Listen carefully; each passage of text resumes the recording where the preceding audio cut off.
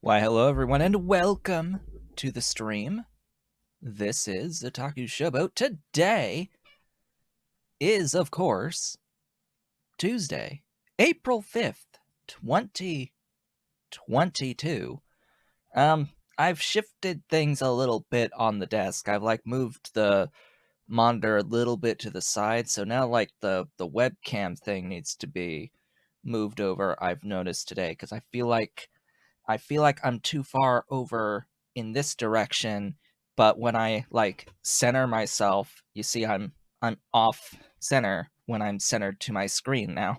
So I'll live with it today. We shall live with it today. I'll try to remember to move the pole I have in the back that I have the webcam mounted to, just a bit over to the side. So how are folks? There was a weekend that happened between last stream and this stream. What happened over the weekend? Well, I have continued to play Elden Ring. I am almost done. Big air quotes around almost. I have reached Crumbling Farum Azula. That is the region I have reached, and I am approximately halfway through that zone, and I still need to get to another optional zone. There's one more optional dungeon, full dungeon, I think, that I can get to that I haven't gotten to yet. And of course the end game dungeons, dungeon singular after Crumbling Farum Azula. So yeah, I still need to do the Haligtree area, which means unlocking the Haligtree area, which means completing an extremely dumb puzzle, quote unquote puzzle, involving invisible enemies and magical archers on rooftops. That is a massive pain in the ass to do. There are 4 lights that you need to light. I've lit 2 of the 4 lights. Anyway, that's that so far. I've done the other major bosses to this point. I'm like what would be considered major bosses, and a number of the optionals. There's a lot of minor bosses I haven't done yet. There's some minor dungeons I haven't done yet. There's still a lot I can do in Elden Ring before beating the game, and there's some stuff that I need to do before actually finishing the Crumbling Farum Azula as well. So there's so much to still do, even though I'm at the end of the game, basically. And I have decided at this point which ending I will do, because there are a few different endings. I have decided on one of them at this point, because I went through the effort of doing the things to be able to do this ending already, and yeah, I'm just going to do that ending. I'll talk about that once I actually do it. After I actually do it. So outside of that, I also did a little bit of a project early on in the week. My project was this. Now, this is an Xbox Elite Series 1 controller that I've had for quite some time. I bought the Series 1 Elite controller when it was just released, brand new. Very, very expensive controller. And I've made a few edits to this controller over time. I'll need to note that the entire back section, even all the rubber grip stuff, has been replaced a while ago, actually, because these rubber grips from the factory, apparently, they have a tendency to like bubble up and like peel off over time as you use the controller. So I had that happening on all four of these parts. And unfortunately, on these inside parts, you have to replace the entire back with like with the battery compartment and all that. It all, as the thing disconnects on me, it all is one piece that you have to replace at the same time. And I decided at the time that if I was going to do that, I would also want to replace the faceplate. And I got this white faceplate for it. And I used this white faceplate for a while, but if I put it up to the camera, it's a little bit dingy now. I've tried cleaning it with isopropyl alcohol, but it just gets, for lack of a better word, it gets brown, and it is stained, and even the alcohol can't get the stains out. And I've noticed on some of the caps for the analog sticks that they're wearing out.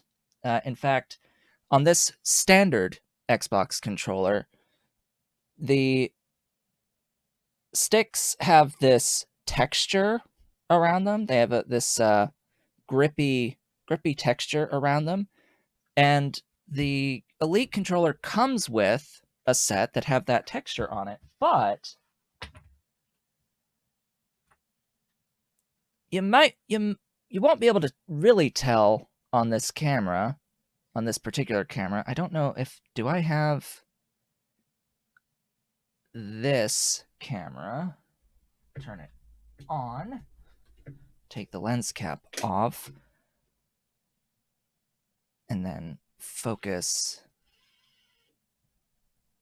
real close. Where's the focus? So on this one, it's worn. You can see it's like, it's smooth now. The grips have smoothed out.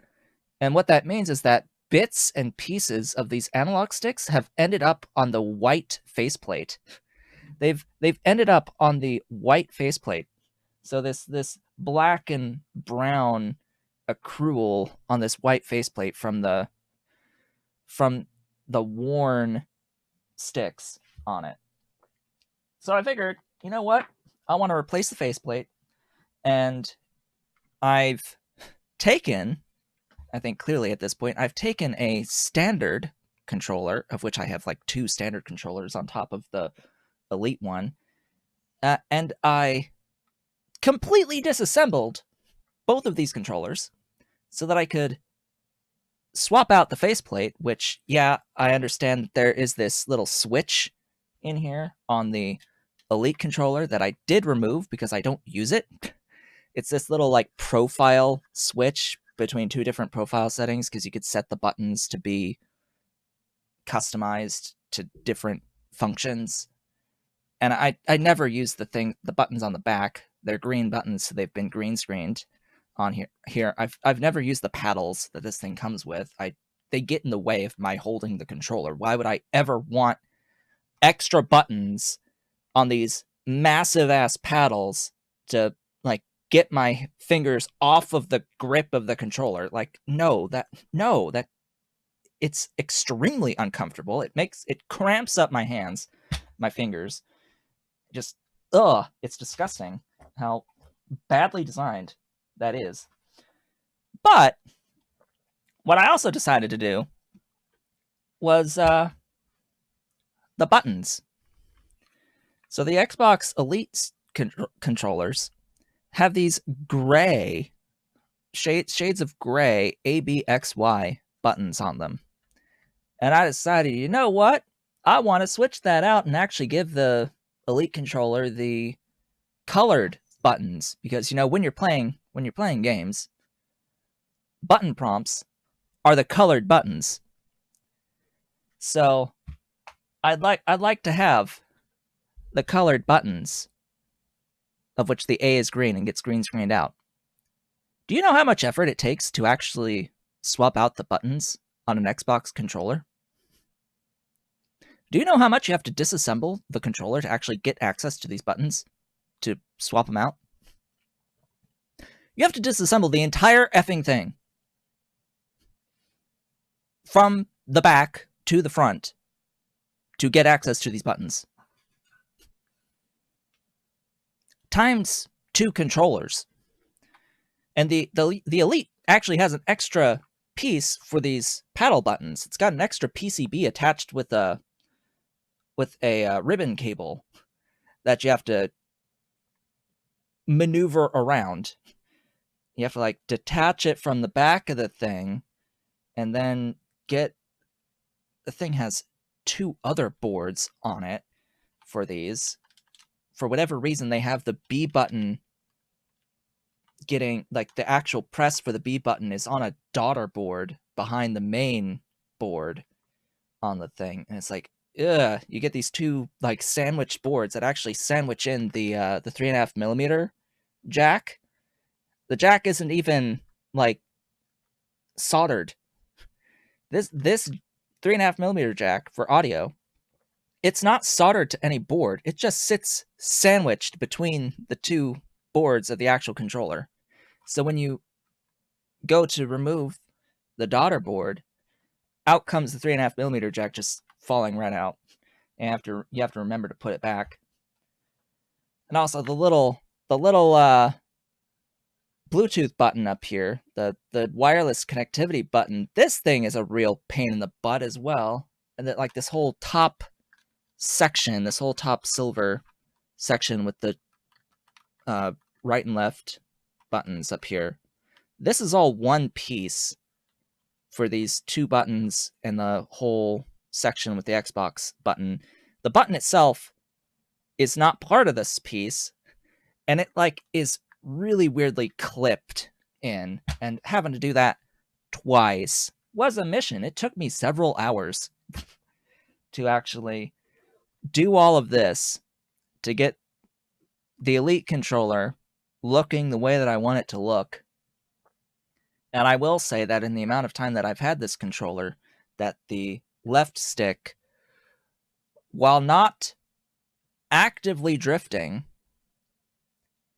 when I do use the test website to test for stick drift, it does have a little bit of a stick on the left direction.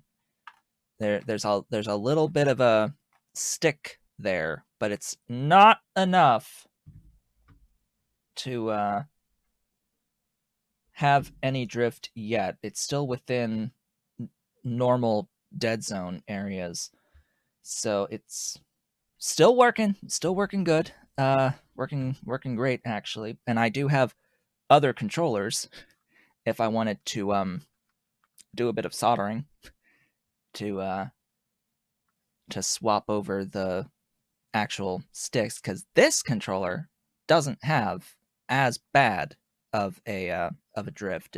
It very, very minimal, very, very tiny amount of stick on this analog stick, and like nothing on the right, so I could just swap over if I really wanted to. And I have an entire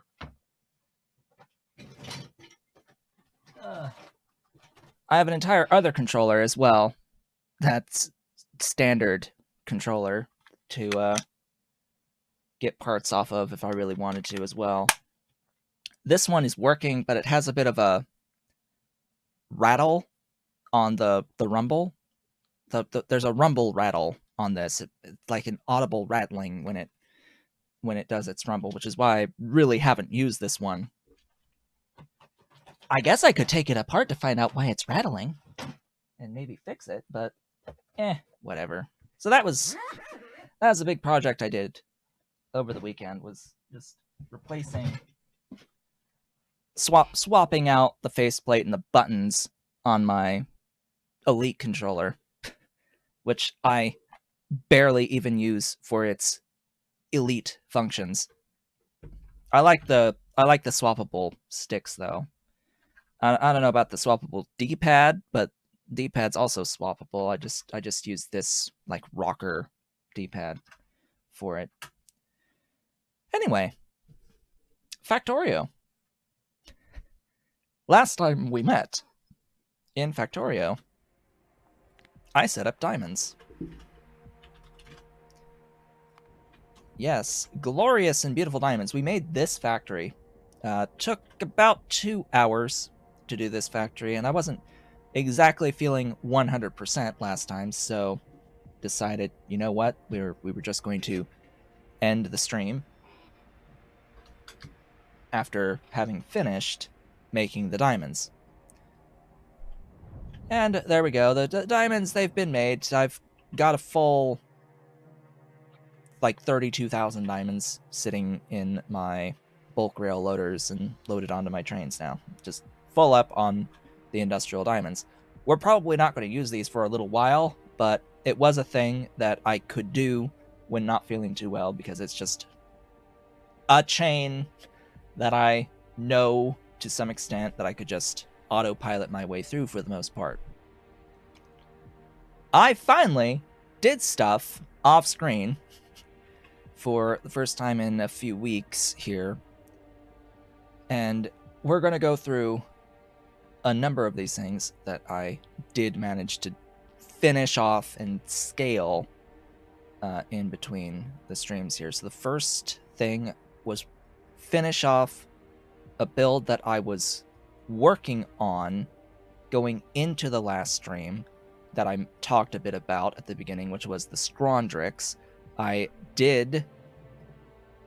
already had all of the infrastructure placed. I had to do all of the logistics. I finished doing all of the logistics, and now I have Scrondrix loaded up and on the train network available to me. So these are done now. I also set up Dilmos, if I can remember where the Dilmos are. Remember when we set up the eggs, the game crashed, and I lost all of the work that I did to actually get the Dilmos made and onto the train network. So I've gone back now and am making the 5 Dilmos per second. So I have 5 Scrondrix per second, and now I have the 5 Dilmos per second provided onto the train network. We are going to be using these today, because we're going to need chitin, and Dilmos provide quite a few units of chitin. Not the most per creature, but it's a lot more than 1, and a lot easier for me to use these than it would be to scale up my Archods to use Archods. All right. Scaling. Hydrochloric acid.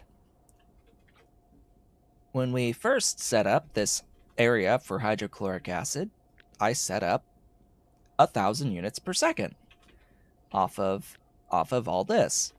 And I said that I could expand this out to be a total of 5,000 units per second relatively easily. I have done that now. Clearly, I have added casually another 4,000 units per second of hydrochloric. I'm saying hydrochloric acid is actually hydrogen chloride. It's the same chemical, it's just a different name depending on the state. This is, in fact, hydrogen chloride, the gaseous form, rather than the aqueous form, which would be hydrochloric acid. Put that in there, because I now have the 2 locomotives, although it's not gonna... There it is. There it goes. It finally updated. Hello, 2 trains now. So that was a big project. I set up a bunch of roboports inside of this so that it could build itself, and I just pasted it down 4 times. This part was mostly manual building, but this part I just had the bots do it, and I came in later on to put in the quartz tubes that I needed for this. Although I could set it up to have the bots do that as well. I don't anticipate needing much more HCl over the course of the rest of the save, but maybe. Alien bacteria I have also scaled. I have added an extra 300 per second onto this, meaning that we now have up to 400 per second of the alien bacteria, provided I have enough optical sets. I mean, I think, and the basic substrate, those are two that I also need to check on to scale as necessary, but this factory is now capable of producing up to 400 alien bacteria per second. I have also scaled my Zogna. Finally, we have more Zogna than previously. I have, in fact, added an extra 300 per second, bringing us to 450. We have 450 Zogna per second of production now. Hello, good morning, welcome, as I'm going over just the things that I've done between streams here. Yeah, glorious and beautiful Zogna. It's rather expensive stuff, but we need lots and lots and lots of it. Pretty sure I have all of the ingredients, though, for it in abundance. The big thing that Zogna eats is seaweed. That the most used item in the Zogna is the seaweed. So I have enough. I wanna make clear I have enough of the seaweed. It's just using a significant chunk going into Zogna here because I've got 6 by 30 per second. 6 by 30 per second of seaweed production at the moment. You know, it's a bit. It's a bit.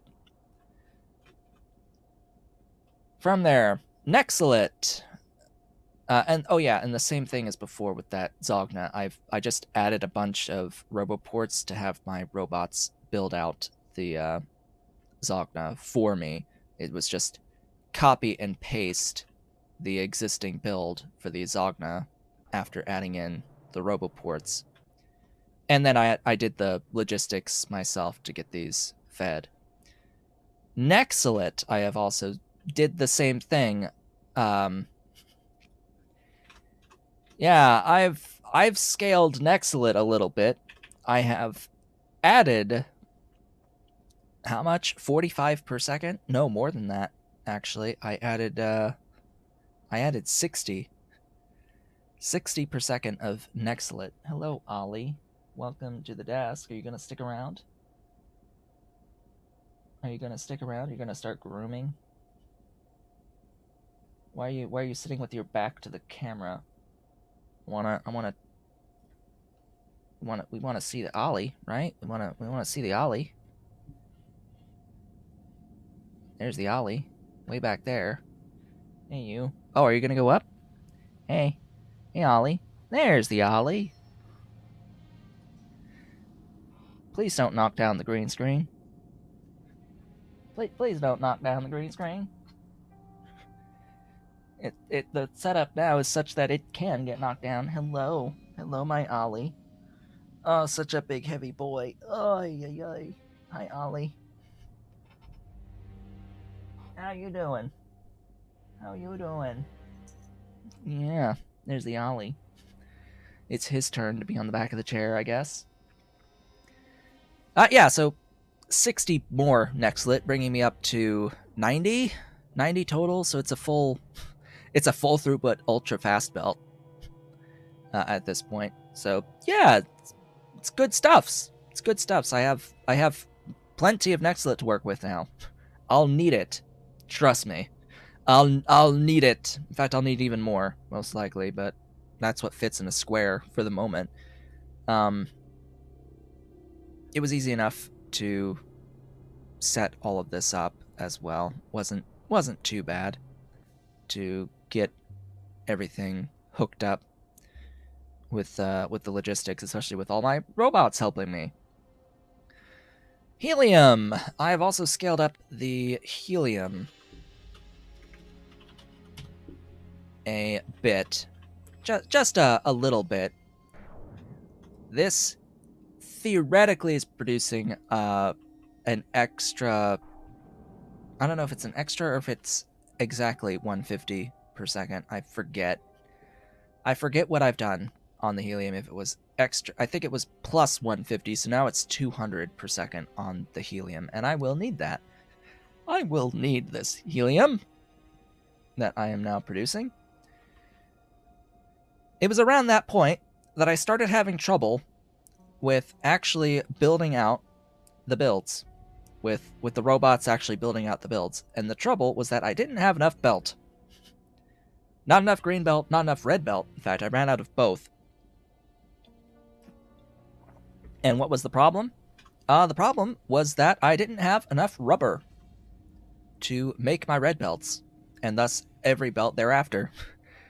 So I needed to scale up my rubber, which was actually being made at like about 15 per second or less. So I've changed that now. It has been improved. I am now making 60 rubber per second in total, replacing the previous build by introducing DMS. In fact, I wrote this wrong. I don't know why I always confuse MSA and DMS. I'm actually making DMS, not MSA, although I'm actually making theoretically more MSA because the... Alright, it's methane sulfonic, but it's more like methanosulfonic acid. Yeah, it's 1 to 2, so theoretically it would be 200 MSA, but whatever. DMS. A DMS comes from cadaveric aurum, and I hadn't set that up previously. So, in order to get the DMS I needed for this build, and in fact, this build I think is using 50. It's using 45 of my DMS. I've made 100. Just you know, casually, I made 100 of it through cadaveric aurum. But we'll look at this first because it really didn't change. The actual build here didn't really change.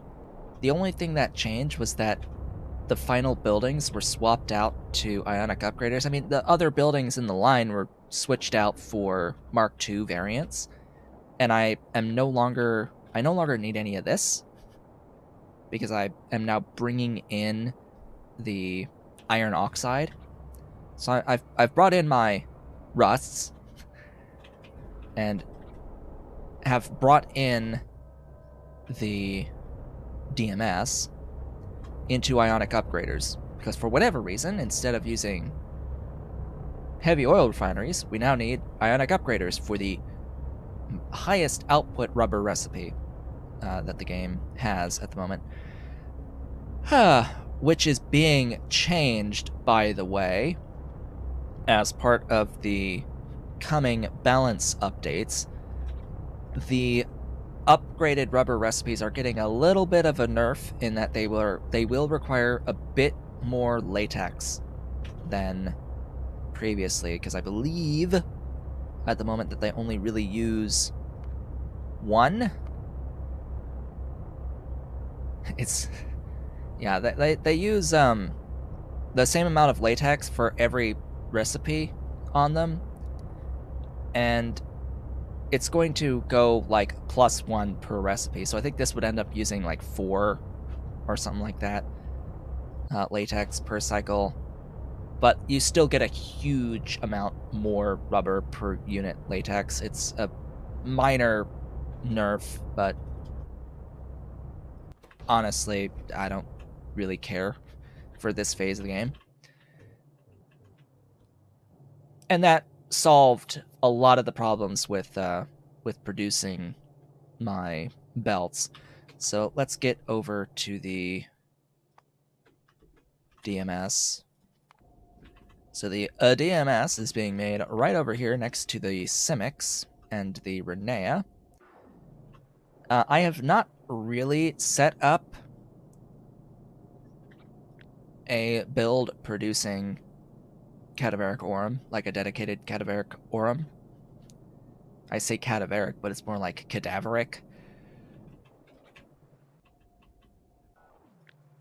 Just because it's only really going to be used for me for producing this stuff, for producing DMS. I don't really intend on using this plant for anything other than DMS. And so, because it returns 2 of the seeds, well, it returns exactly as many seeds as you need to continue the cycle, I don't really see any need to have a dedicated cadaveric aurum. There's just no need.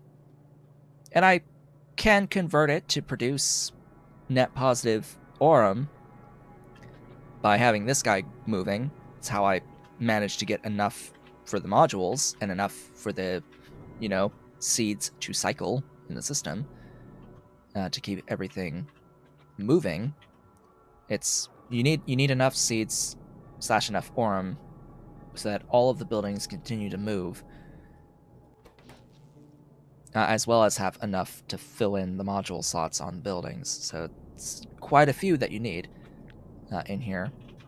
And I can get more when I need more. So I'll put that. The recipe I chose for this is not the pesticide recipe. Absolutely not the pesticide recipe. This one is seeds, stone wool, manure, and sand, along with water. It's not a particularly complex recipe. It is not one of the ones that uses acid gas, for example. But I found it to be a decent enough trade-off on the amount of buildings that are required for the 100 DMS that I'm making. So there we go. What else? Hot air. I am now producing hot air via gas bladders to the tune of 1,000 per second. Hello and welcome. This uses a little bit more than one of my 7.5 Fagnots to produce this hot air. He's using 1.4 per 1,000, which, frankly, that's a pretty good ratio. That's a pretty good ratio on hot air gas bladders from gas bladders. It's not really productive on the last step, but it certainly is with the tech upgrade on the slaughterhouse to get the extra 20% productivity out of this. So that's what I'm doing for hot air, for more hot air, and I will scale up when I need extra hot air by using these. This recipe will be what I use, I think, for my long-term solution for hot air. I don't really see much of a reason to go and do the complex hot stone bricks processes to get into hot air when I can do this and just paste it down several times. I know everything will change with Pi Alternative Energy, but I don't intend on adding Pi Alternative Energy into this playthrough. And yes, by the way, I should mention that on April 1st, King Arthur has posted an alpha, quote-unquote, version of Pi Alternative Energy that you can obtain via the community Discord. I am not going to touch the thing until it's released. I will say this very clearly multiple times, because I know it's going to come up multiple times. I am not touching Alternative Energy until it releases. because what was released was an alpha that is not including any of the changes that are coming to the rest of the mod set, and it doesn't have all of the features yet. So it's feature incomplete, and it's not reflective of the coming changes to the tech tree and other balance updates for the rest of the mod set. So if I were to look at it, to what end? Because the entire experience will change again when it releases.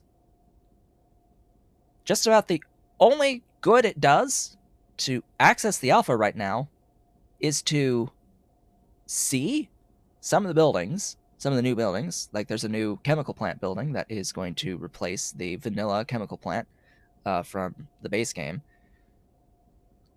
and many other new building types. They exist. You can see them technically, and you can like sort of see what some of the new processing chains will be for producing power and all of that, and however it integrates with the rest of the mod set. You'll be able to just see some of that. It's a preview. Just think of it as it's a preview of stuff to come, and just bear in mind that the whole balance will change. The entire balance of the thing will change. So I'm not going to look at it. I'm not going to look at it until it's released, and then complain about the subsequent updates that need to be made to actually make it playable after it releases, because I'm going to guarantee that there's going to be problems and bugs even after it releases that I'm very likely going to come across once I do start playing it. But we are going to complete this series before I play Alternative Energy. We are going to beat this series before Alternative Energy. Anyway, with that out of the way, that was the hot air. Next, molten glass. Not that one.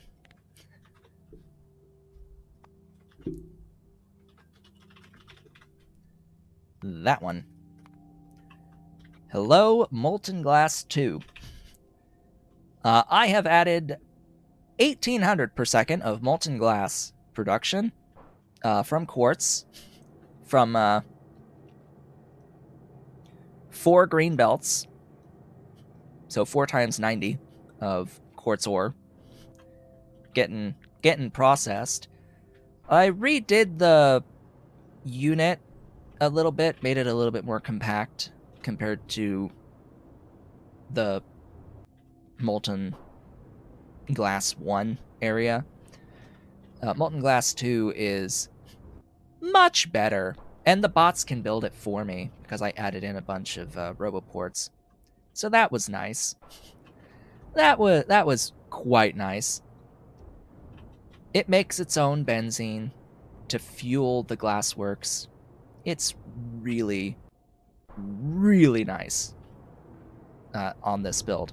I see no reason outside of needing the further refined ingredients for ingredients to actually do the further refinement of quartz at this point.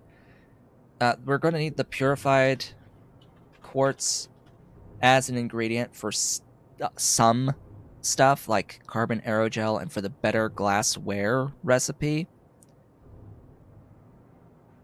I don't intend on using it for the actual molten glass because, well, this is just nice.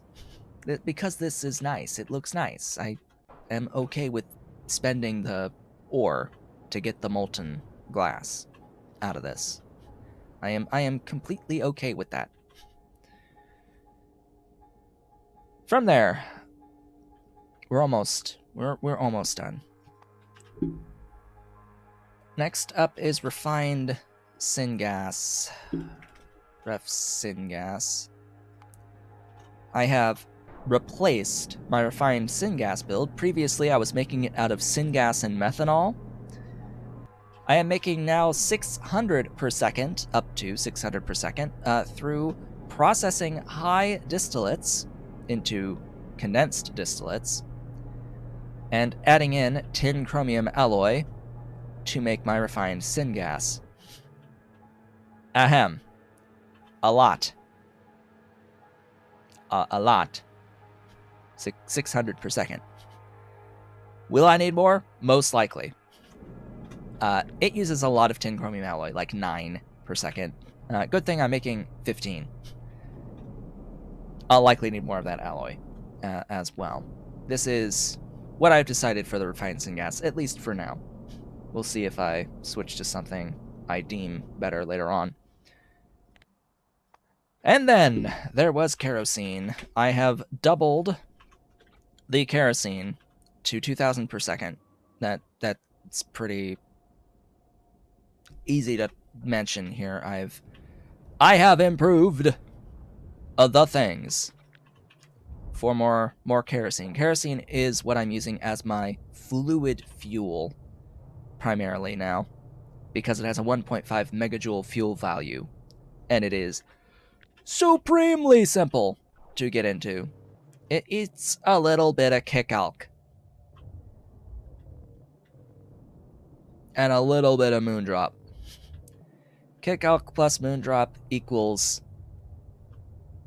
an immense amount of kerosene. Alright, from here,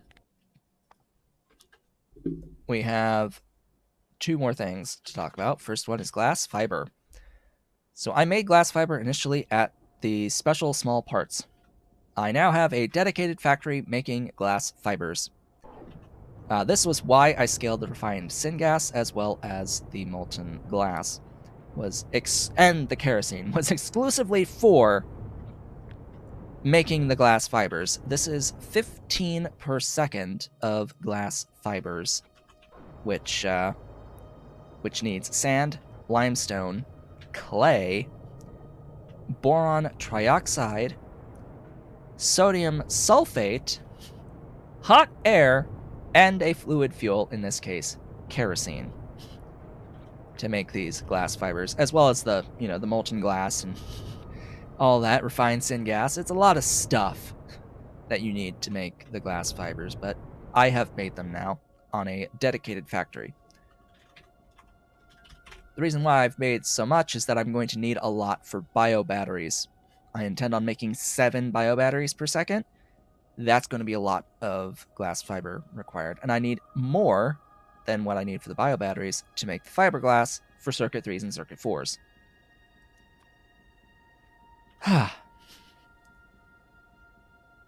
From there is one final thing that I scaled, and I did this morning. Niobium plates, which are actually right up somewhere. Right up somewhere. Over here. Over here. Niobium. I have scaled up my niobium plate production by an additional 45 per second. Up to when it gets its deliveries of the fluids, I apparently need more ammonia to supply this. It needs like just over 1,200 per second, like 1,206 of the ammonia, so I'll need to scale that even further. I think I have 2,000 ammonia, right? I thought I had 2,000, but anyway. I have at least 1,000 per second of the ammonia. I'll need to continue to scale that as we go along. But yeah, it's an extra 45 over what I already had, which is practically nothing by comparison to the 45 I just put in. So yeah, another thing that's going to be eating up a little bit more refined syngas. I'm, however, considering an alternative way of getting into the niobium, because as it turns out, there is a phytomining recipe to get into niobium ore, and it's actually pretty decent. I'm trying to remember. It's here. So that used about 30 ore, a little bit less than 30 ore to get that 45 plates out. So this is the phytomining for the niobium ore. It uses guar.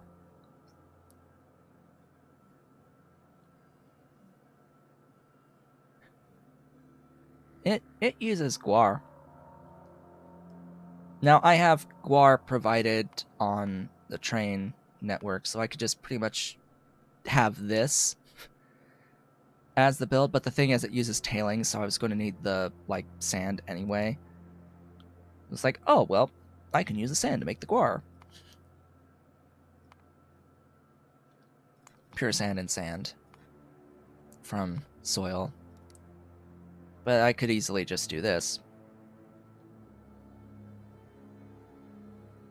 And there you go. It's rather easy to set up niobium ore without having to spend any additional refined syngas to get into the ore itself. So I could save over 100 refined syngas by sourcing the ore by phytomining on here, just like this, for a bit of guar. And I think that will be my intention. I will do that between streams at some point. And that is all of the stuff that I did between streams over the weekend. And I did this by playing on average about 4 hours each day from Friday, Saturday, Sunday, Monday. And the other half of my day was Elden Ring, for the most part. With all that said and done, today we are going to directly work towards biobatteries, continue work towards biobatteries, really, because we've set up the alien bacteria already, and I've set up a glass fiber factory for these. What do we need to get into biobatteries? Well, we need plastic. There's always something else. I have also updated plastic to get plastic out of casein. And I'm surprised. Yeah, I didn't actually mention it. It's 60 per second of plastic I have added now. It eats up some hot air. It's one of the reasons why I scaled up my hot air by an extra 1,000. And it's just straight up just casein in, plastic out. Well, casein plus hot air in and plastic out. So I now have enough plastic. I now have enough glass fiber. I have ceramic.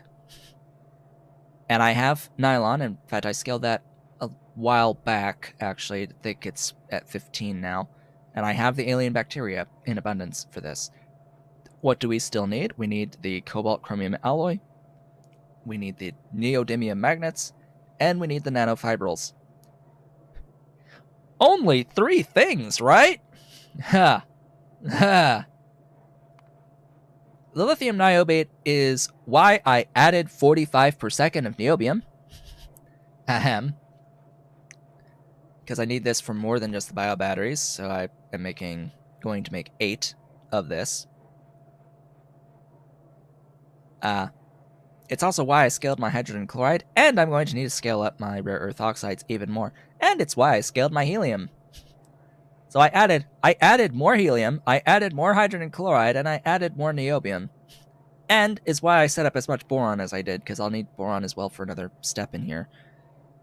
I don't know if I have the chromite sand for this, but we'll see about that. Almost all this stuff is taken care of. I just need to get more rare earth oxides at this point. And the cobalt chromium alloy It's going to need even more ceramic. I'm going to have to scale my ceramic, unfortunately. This is why I scaled up the Nexilite, because this is going to use a lot of Nexilite. And I need to get somehow 420 petroleum gas. And I'm going to need a bunch of fuel rods. So I'm still going to need to like scale up my fuel rods. That's on my to-do list. I have to get petroleum gas. And that should basically be it. I don't see too much else as being required in here. I have the cobalt oxides provided, I think. I don't remember. I'm pretty sure I already have at least the cobalt oxides provided onto my train network, so it's a matter of converting these supercrystallines into cobalt chromium alloy. And I'm going to need more supercrystalline structures because they're going to be used for other things as well.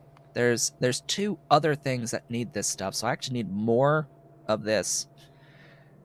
Yeah, it's going to be a bit of work. And then there's nanofibrils, which need chitosan and collagen. And I wanted to try to get nanofibrils today by setting up collagen and chitosan. Now, the collagen, as bad as it's always been, quote-unquote bad as it's always been, going to set up... Is this a recipe that I have right now for the skin? Yes. So I've picked up, I think, all of the purple tech output upgrades, and I'm going to be working towards the utility tech output upgrades slowly but surely at this point. Although there's some... Okay, good.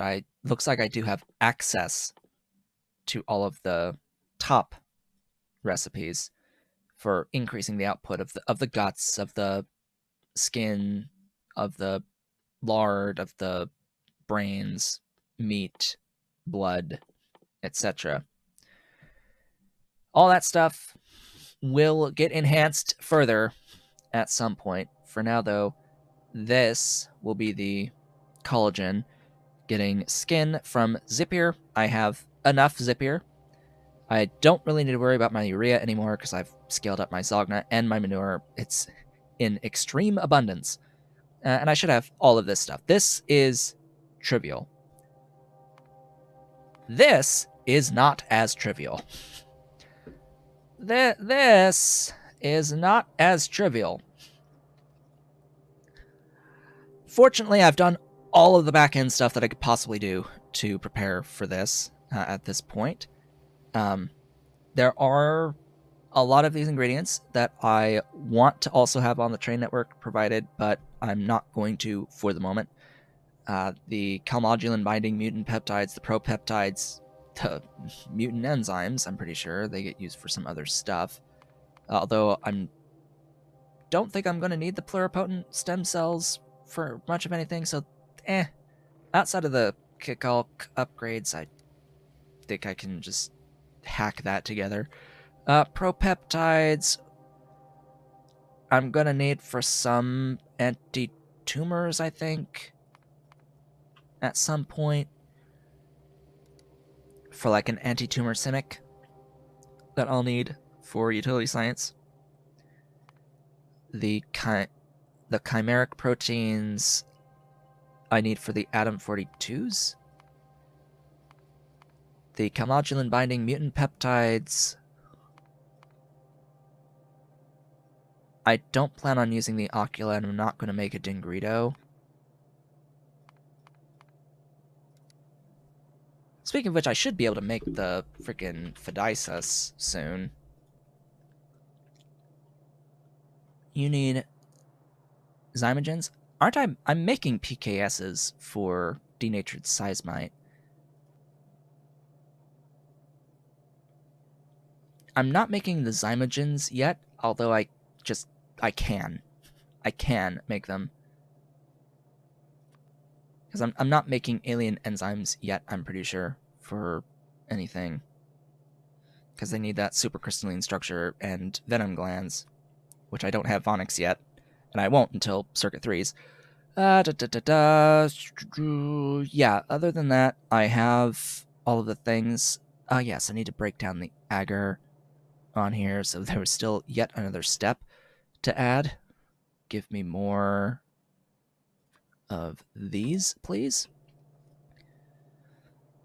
Just doing another check, because, yeah, I'm going to have to get... Excuse me? Where's the caging? There you are. Same thing with all of these. So I have to do all of this in a single factory. Just double checking that I'm at the... Oh, ethanol. Am I... Ethylene glycol. I am not making that and providing it onto the train network.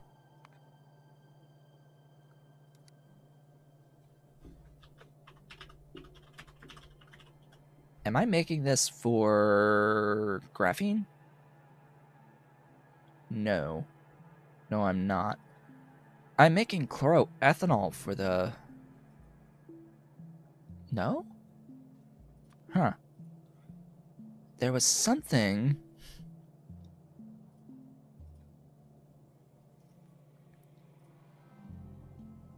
I thought I had to do ethylene chlorohydrin. Huh. Graphene. I thought I needed... Oh, it was for this. That was the... Yeah, I am confruzzled. Yeah, it was the dimethyl dichlorosilane that I was thinking about. Not this stuff. So yeah, this is an even bigger build than what I had even planned to do this Kaido-san. Ugh. It's always the case.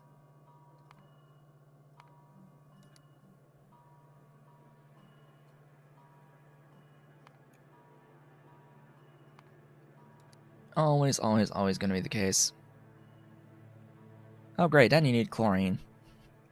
And you of course need chlorine. And you need ethylene, which... How do we want to do our ethylene? That way, I guess.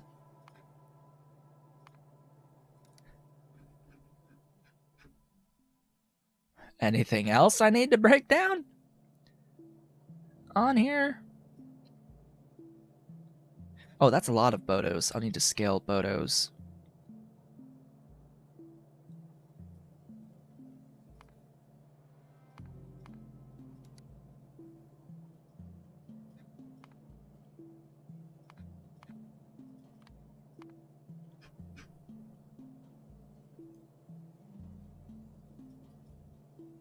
Alright, I think that's it.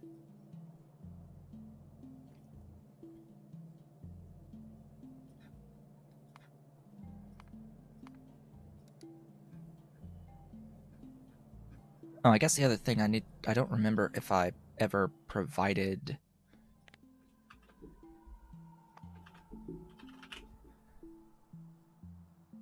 empty dishes.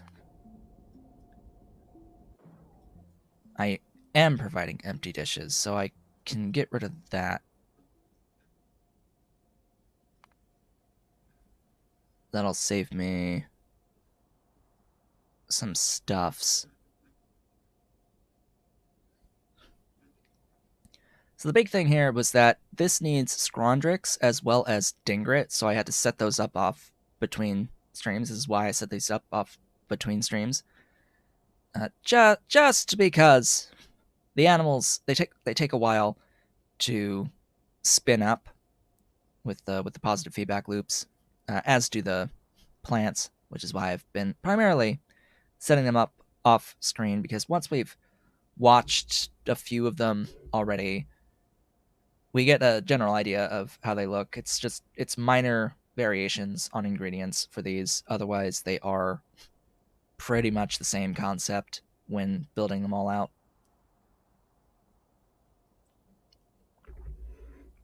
There are very few that are just like completely different from the norm. And even then, the ones that are a bit different, it's not that big of a difference, really. All right. I think looking through this one last time,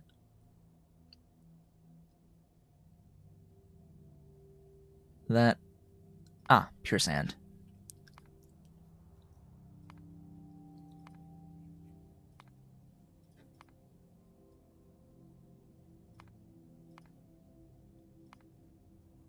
Just make sure to break everything down that can be broken down to its most basic parts that I know that are provided onto the train network. I just need a little bit of chlorine. I just need 2.6 chlorine.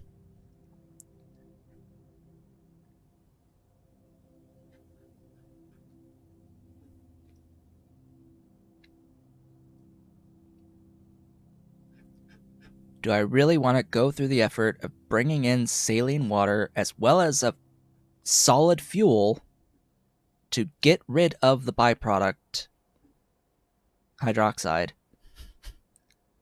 Well, I need sodium hydroxide anyway for the build. I could actually use it. Yeah. Figures that's what Helmod would do with the matrix solver. I don't want it to do that, actually.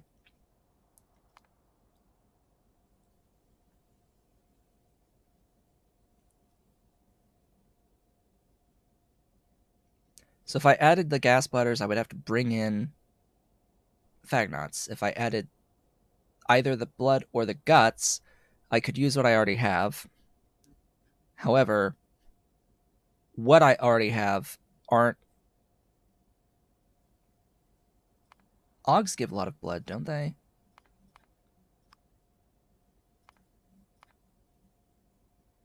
Excuse me? Oh, right. I need to look at the caged. They give 120.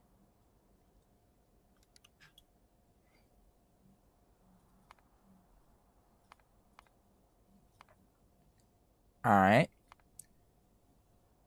Still need that solid fuel, though. Yeah, the Mukma would give more. Fat Eye don't give much. Dingrit probably don't give much. Or, excuse me, Scrondrix. Where's the Scrondrix? You don't give much. The Augs give the most. So, eh. Do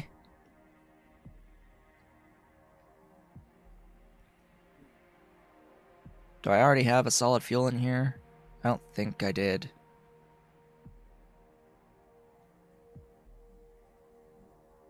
But it saves an input. One whole input. Overall.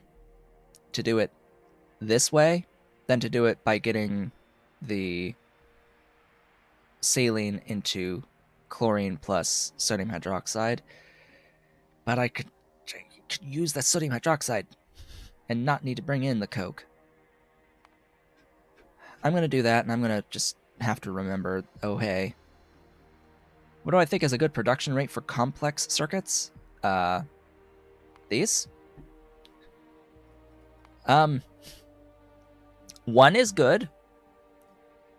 Initial-ish. I mean, start with like 0.1 and then use the circuits that you make to get yourself up to 1. Upgrade your mark level buildings that are part of the circuit 2 cycle. I call these circuit 2s for reference, and I call the the basic circuits, circuit 1s. So circuit 2s, the second one that you will make. One is great for the chem science phase of the game, the logistic into chem science phase of the game, blue science. However, right now, I want more. By the phase later on in the game, I need more, because there are circumstances where I'm making factories, building factories, where I don't quite have enough infrastructure, and my infrastructure is being limited by the rate at which I make circuit 2s at the moment. And if I'm working my way towards circuit 3s, I need to bear in mind that circuit 3s are going to eat some circuit 2s just to make the circuit 3s, and I need all of the previous infrastructure to upgrade to Mark III if I'm going to use Mark III for the Mark III infrastructure for the circuit 3s that I'm making. So I will want 5, at least, of circuit 2s at some point. You regret it while building silver? Why would you regret this while building silver?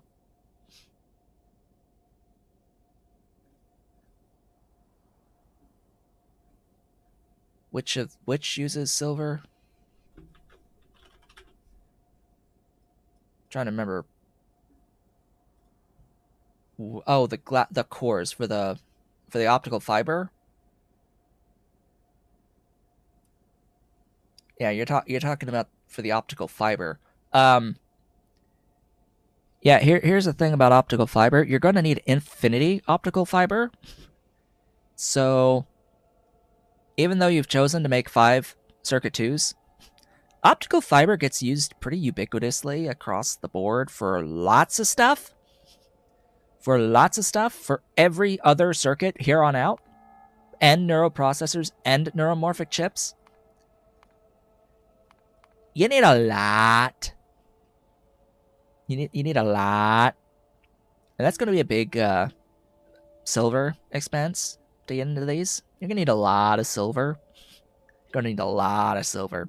So don't have any regrets over building at higher scale.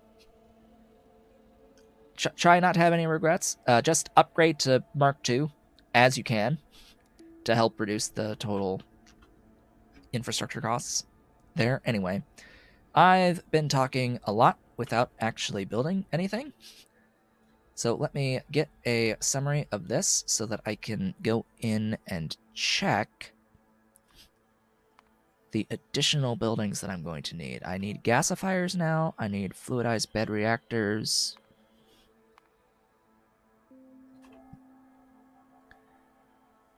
I need wet scrubbers.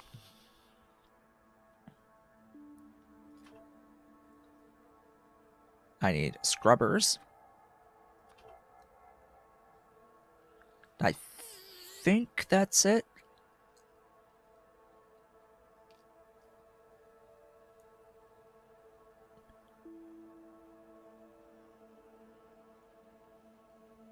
Yeah, got all of that.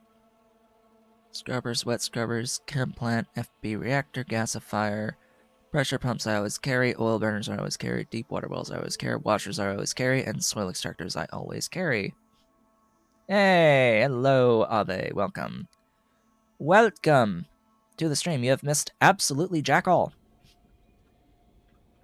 Because I haven't built anything yet. I am going to start building right now. This is here. I know, here.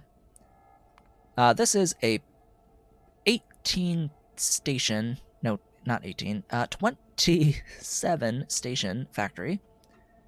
So I'm gonna need to place this like down here-ish. This glorious 27 station factory. Hey, Ollie. How you doing? You jumping down? Oh, big boy. Big boy. Where you going? You're leaving? Are you leaving? What are you doing? Where you going? Going down? Yes, he's going down. Yes, this is a 27 station factory. Very, very, very minor factory to make Kaido-san.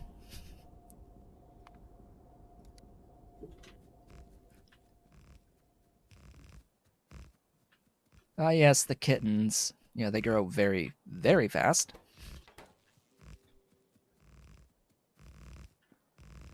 Yeah, I mentioned the Kaido-san would be a build, right? Have I mentioned yet that Kaido-san is a bit of a build? Partly it's my fault because I really should be making the ethylene glycol separately.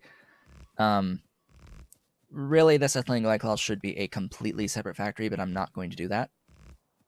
We'll be doing this local to this.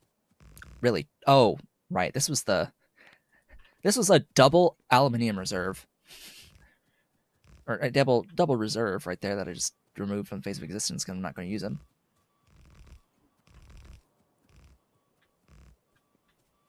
Okay.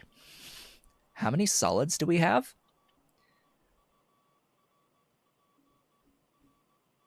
Oh, it's not actually 27. Excuse me. It's not actually going to be 27, I think. No, it is. It's just rather than chlorine, it's going to be saline water. Da da da da.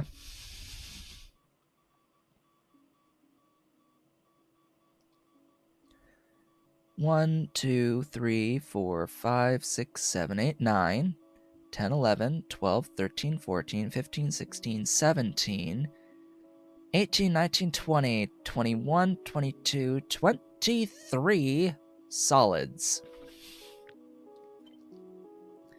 3, 4, 5, 6, 7, 8, 9, 10. I did not leave enough space. 11, 12, 13, 14.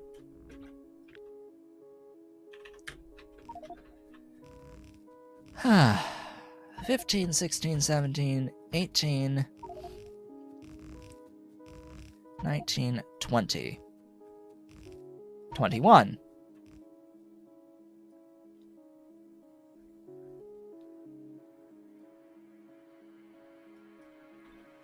22, 23. It was 23, right?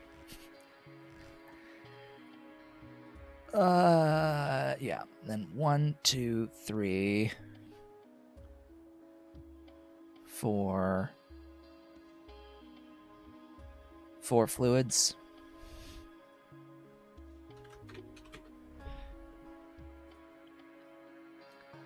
And then 4 fluids. Really? It's 1. 1 shy.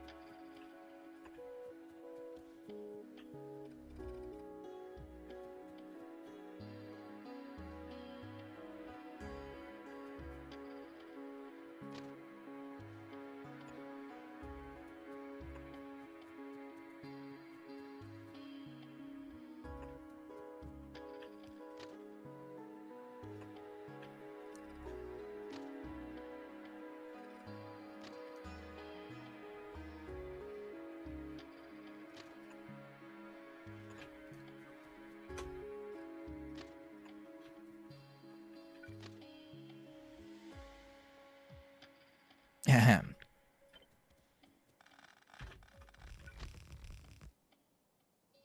Really?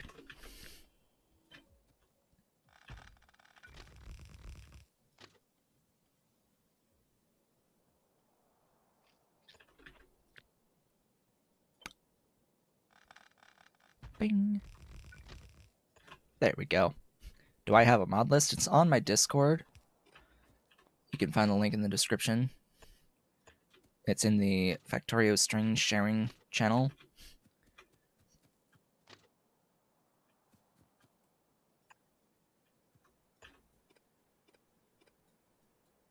Although, bear in mind, it's not exactly 100% accurate. I think I've added a few, at least one mod, since the beginning of this.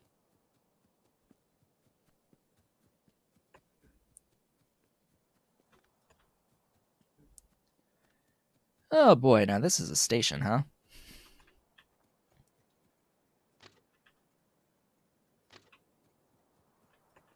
Now this is really a train station. A really real train station. Oh boy, let me make the bots do it.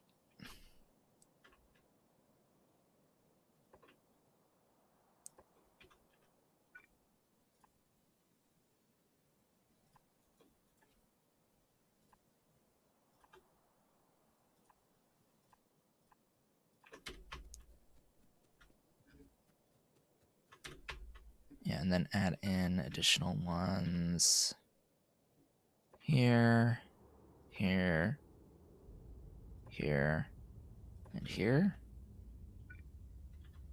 And probably down here as well.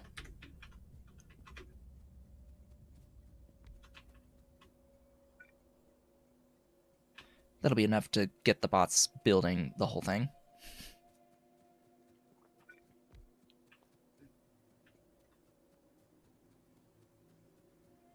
All right, turn that off.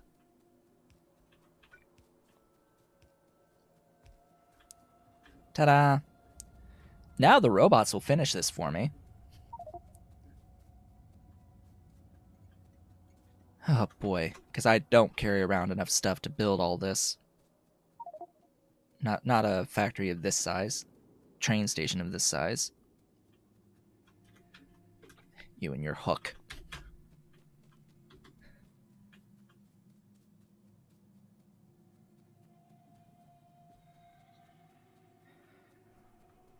Alright, you come over here.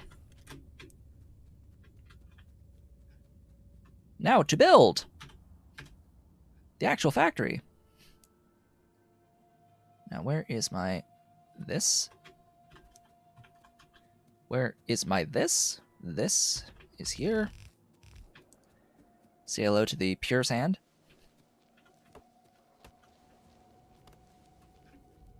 And the robots will in fact build the thing. Oh, right. I updated my blueprint for the train station. The train station now includes roboports as well as the Megadar and gets rid of the regular radar down below. So I don't have to manually do that every time. I needed 4. Yes, I did need 4.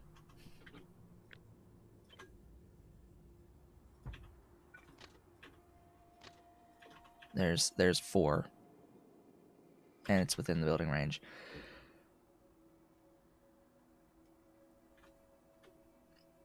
Oh yeah, the catching up will be a mission. Good luck. Good luck catching up. Although I did only stream the one time last week, so there's at least that. Only 2 hours last week.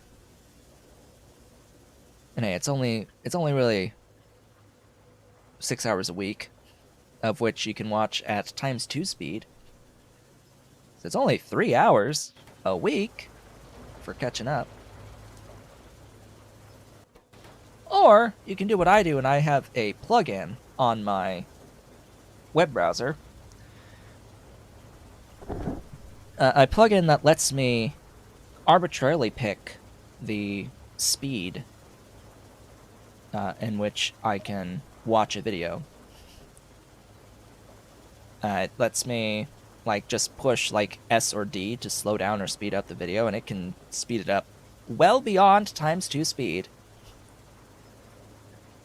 So you could actually watch it at like ×3 or higher.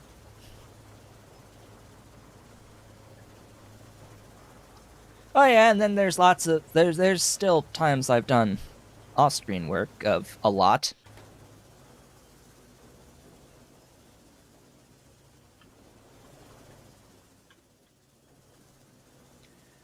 Alright, so this is gonna provide me with the things. It needs to void its tailings. Right there. There you go. Yeah, I really like the video speed control plugin. It gives me the ability to change the speed on any video, not just on YouTube. It's just any video, including Crunchyroll videos, which use a different player that doesn't normally allow you to change the playback speed, but it lets me change the playback speed by using that plugin, and the subtitles keep up. They are synced by timestamp, so it doesn't make it be off with the subtitles. It's been a while since it's been a few weeks since I've actually kept up on any of the anime, so I have to go back through that at some point. Alright, so that's those 4 sort of taken care of.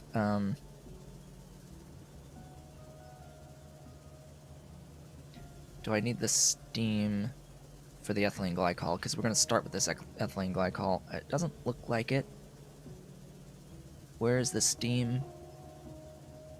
It's used for the agar, right? Yeah, it's used for the agar, so that'll be after the ethylene glycol.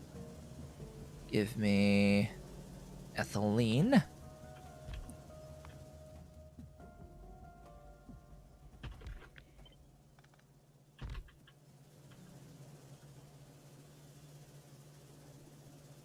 Yeah, I mentioned the quote-unquote alpha for Pi Alternative Energy. It's just a preview. Literally everything will change in terms of balance and such, so I don't see a point to mucking about with it. Not at the moment, anyway. Alright, that'll be the ethylene. As much as I would want to use, like, either the aloe or the gas bladders, because it would save me an input on here, I'm not doing it. Then there's you. You need some water. Yes, you eat water. What a wonderful turn of phrase. It's eating the water. Yes, it is. Yeah, just do that. You also take in a little bit of silver. Have I gotten a sense of how much longer the run will take this playthrough?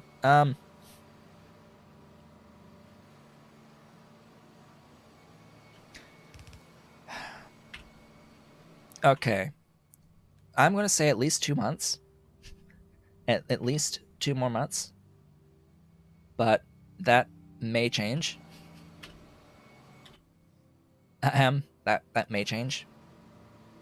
Let me bring up Hellmod. What is left? The actual question, what is left? If we assume that I will end with obtaining space science, if we make this rather large assumption that the game ends with space science, what do I need to do to get to this? I already have the recipe unlocked for this. I need circuit 4s. I need circuit 3s. I need the bio batteries for the circuit 3s and the circuit 4s. I need Schrodinger's antelope for contained strangelets. I need to launch rockets for the destabilized Toxterus. I need to do utility science level processing of uranium to get the yellow cake. The Schrodinger's antelope needs tritium. So it's a bit of stuff left. There's a bit of stuff left. Not as much as it may at first seem.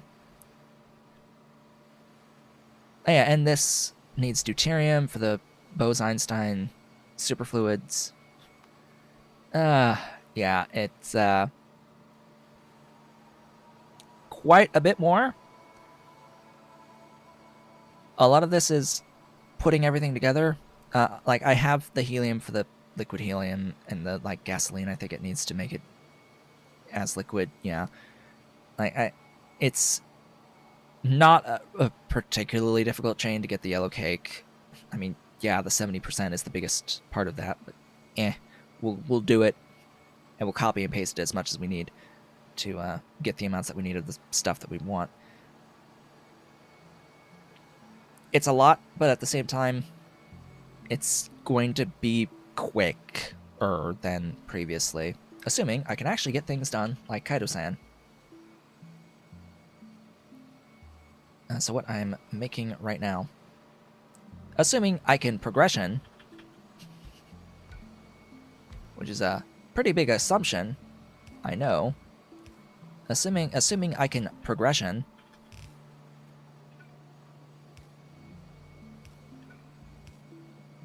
it'll be quick. Quick-ish.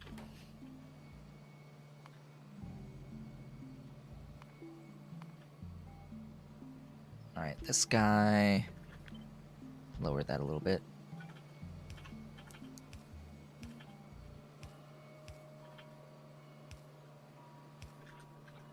More water.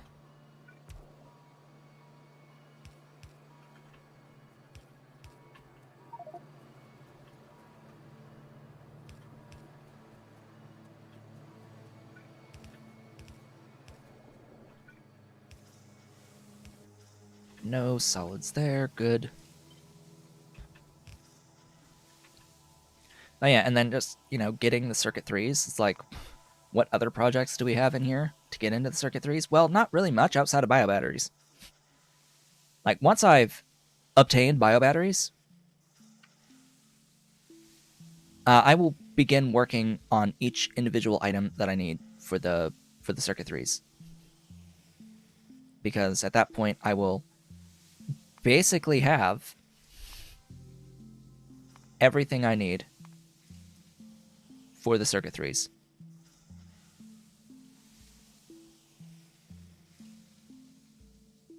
I'm pretty sure biobatteries are the final ingredient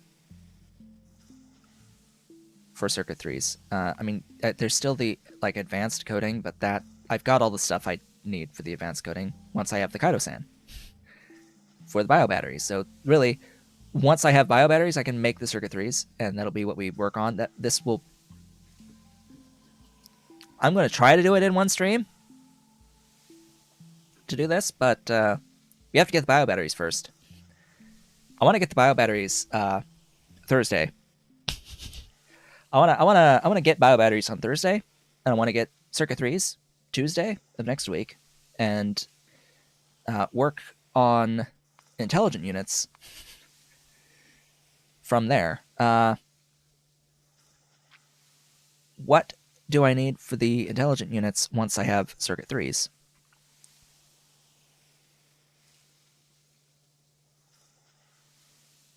What? Fine carbon dust? Where's that from? Oh, you need fine carbon dust. Okay. Good to know. I need the 70% uranium.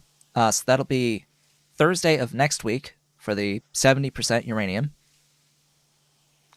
Right. Relesia extract processing chain needs to happen for this, but that's super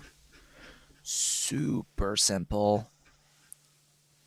What else is quote unquote new here? I already have the subdenier or subdenier, however you want to say it. I'll have the heavy P doped from the previous circuit. MSA is DMS, which I already have, along with the peroxide. I've got moly disulfide.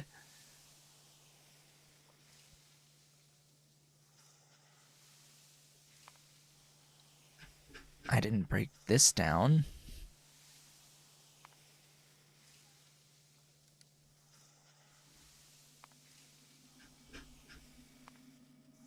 But all of this stuff is stuff I see that I've, at that point, probably already made. So the only new chain of stuff on intelligent units will be the 70% uranium.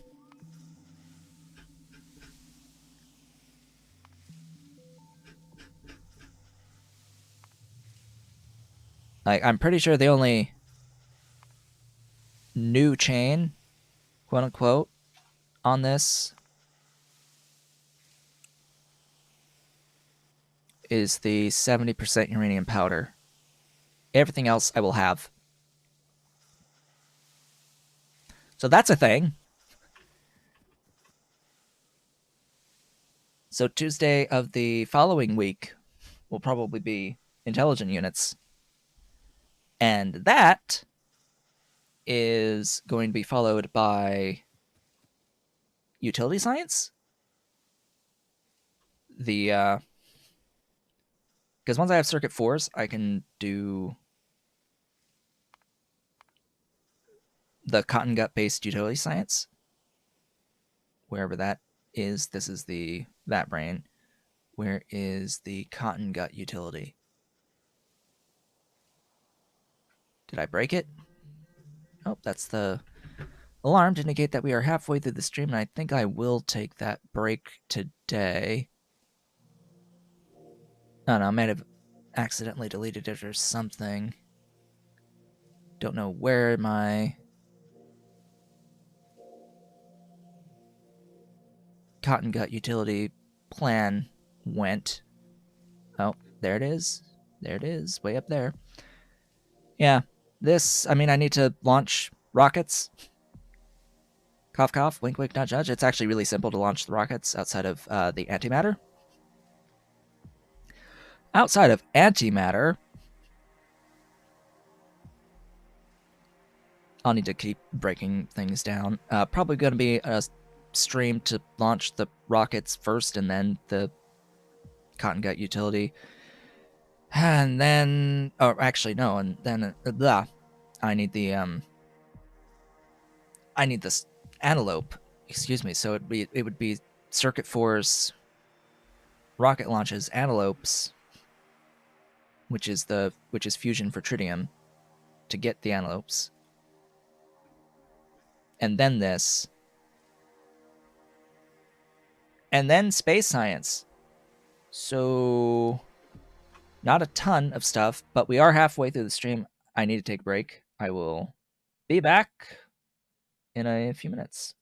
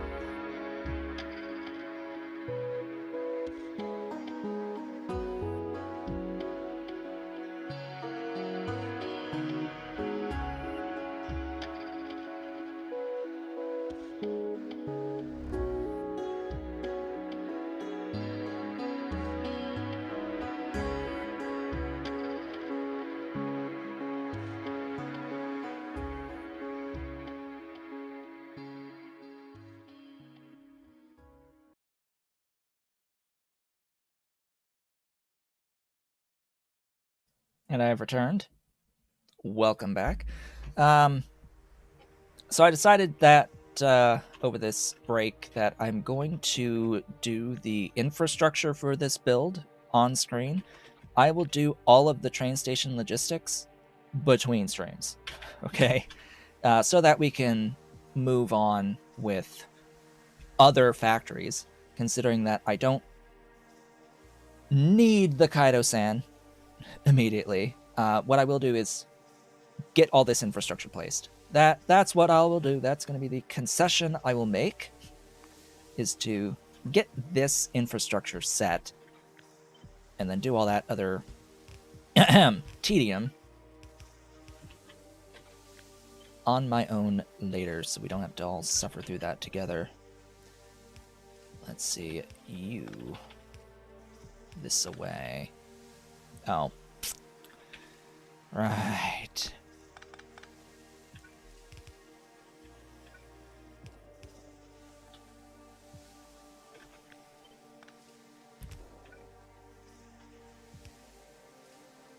Oh, I mean, that works.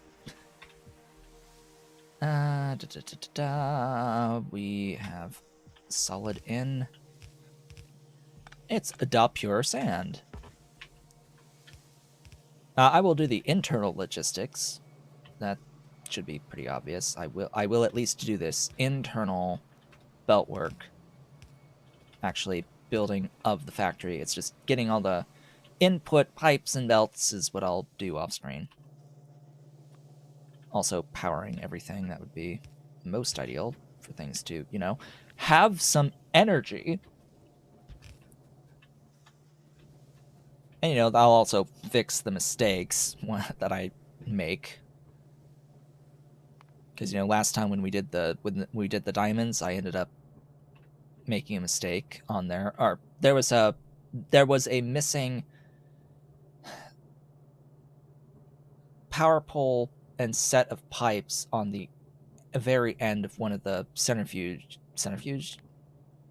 pan lines at Diamond that I only noticed after the stream. It was these two buildings didn't have their outside pipes here.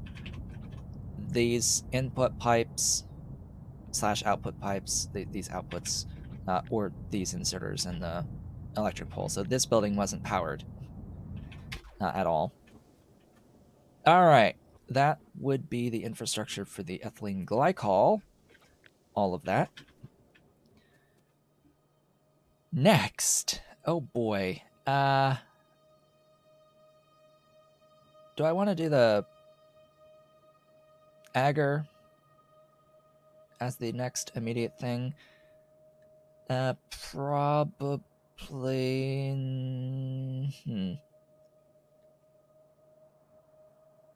All right, so what's using like the spikes, the meat, the pineal glands, and the chitin? Well, the chitin's at the very end.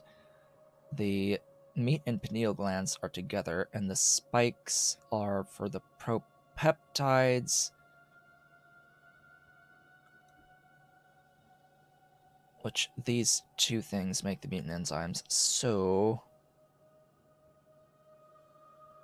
I'll do the chimeric proteins first, because that's what's using this ethylene glycol. And they're going to need the magnetic beads. The magnetic beads needs the agar, and the agar needs the steam.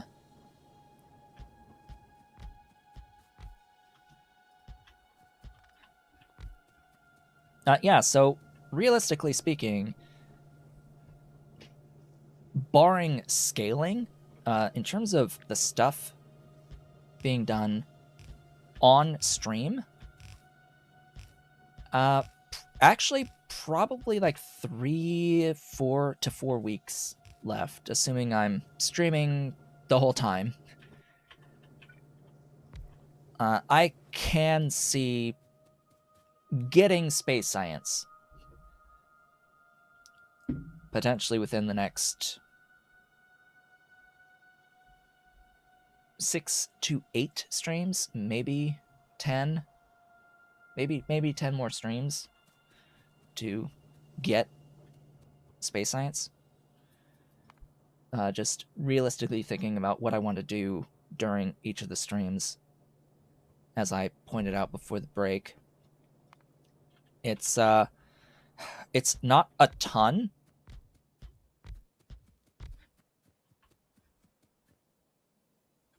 Do I want to do a line of 13?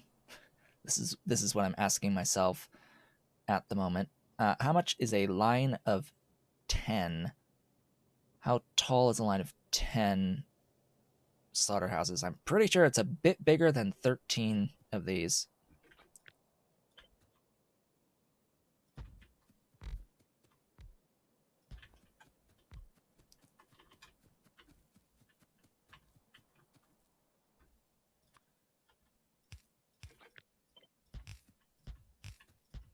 And ideally, by that point, alternative energy will be in a much better state, a much more complete state, and maybe even released. Ahem. Maybe. That is to be determined.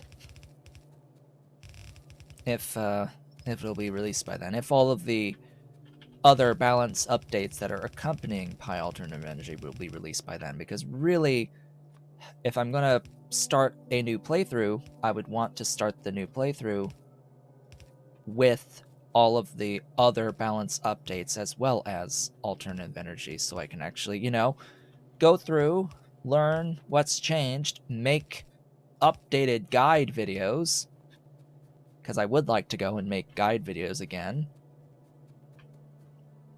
at some point, but there's no point in updating any of my videos right now because, you know, everything is changing. Legitimately, everything is getting touched.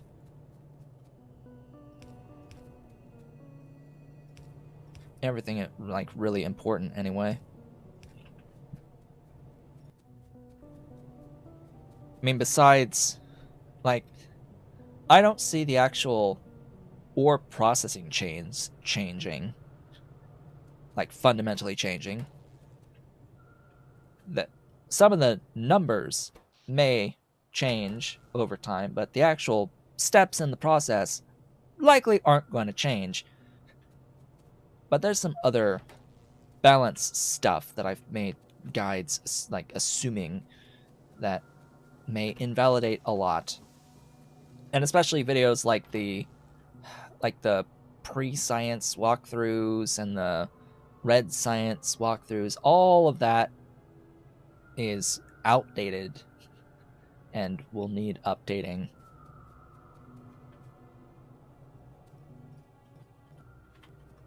Alright, that should be that.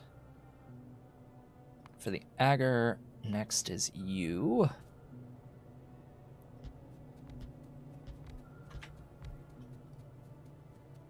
Here's hoping they let these buildings take productivity modules. Ha! Ha ha!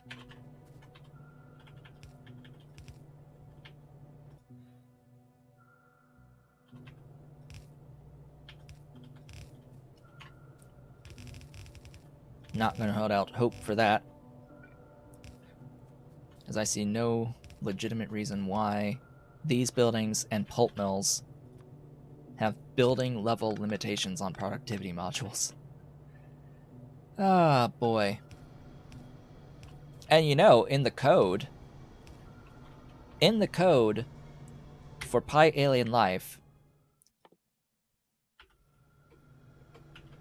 this upgrade system has entries for every single Pi Alien Life creature pen.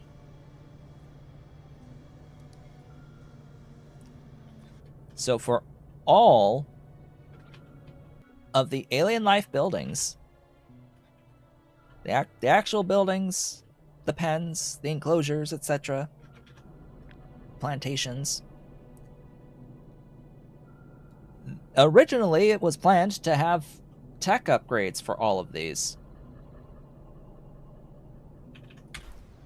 Who knows when or if we will ever see that come to fruition.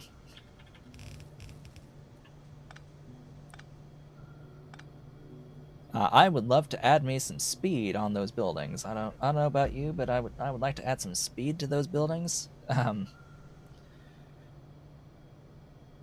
That may sound odd coming from me, the person who loves productivity modules, who loves productivity, absolutely adores productivity, will want productivity on the vast majority of buildings, the vast majority of the time, who has thus far in this system have picked productivity bonuses every single time. When it comes to the actual creature buildings, though, the plantations, enclosures, etc., I don't think productivity is going to be the best option overall, because realistically speaking, they're not exactly the most expensive things in the world. The biggest issue is scale. The biggest issue is scale, and I guarantee any productivity bonuses that you gain in these buildings is going to come at a cost of speed, which would mean needing to have even more buildings. Nah, I'd rather have fewer buildings overall. I'd rather have fewer buildings on these things. That would be much preferred for me, for my opinion. But who knows? There may be the occasional thing where it might actually be a better idea to take the productivity modules. In fact, I just showed the Crydron. I think the Crydron would be a better option for productivity on the building. Our little shop of horrors plants here. I think these would be better for productivity because they are eating Arthurians, and you only get 2 seeds per plant. You only ever get 2 seeds per plant, so I would want productivity here to improve that ratio. But this is one of a very few exceptions where I would want productivity on one of these types of buildings. Just because of that. The fact that it's both eating other animals, or eating animals, and it has a very bad ratio for producing seeds. So that is that one taken care of.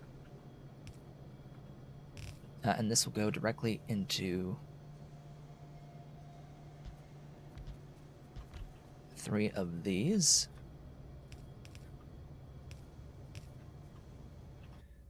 And you have 2 ingredients.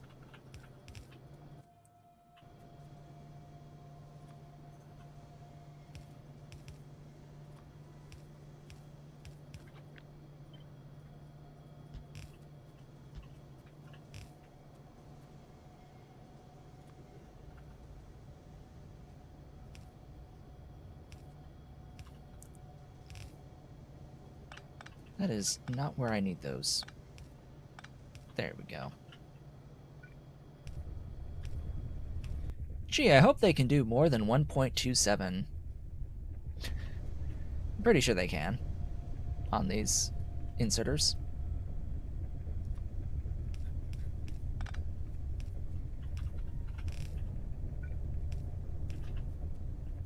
I'll find out, that's for sure. Alright, so this is eating up the... Oh, great. Alright then, up here.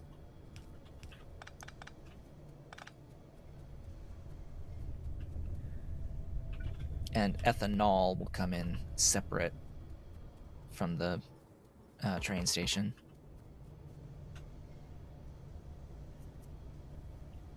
Alright, that will be the chimeric proteins. Next up will be the calmodulin binding mutant peptides, which will need Scrondrix pineal glands. Oh boy.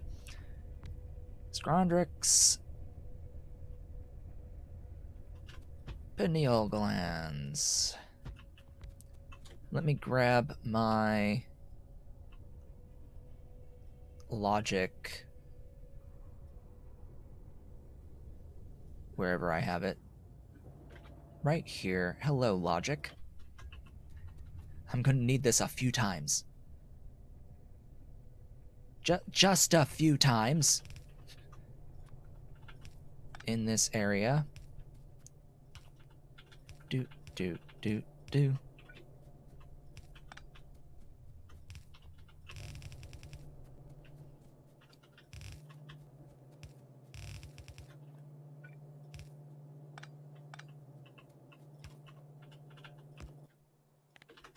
Cages to the right.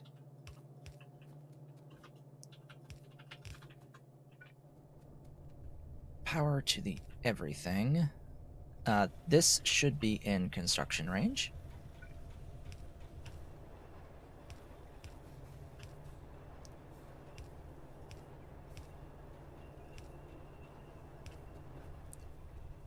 I may need additional construction range. In fact, I will need additional construction range. So, do this.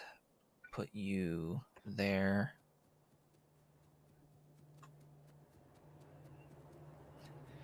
Yeah, my UPS FPS will shift under 40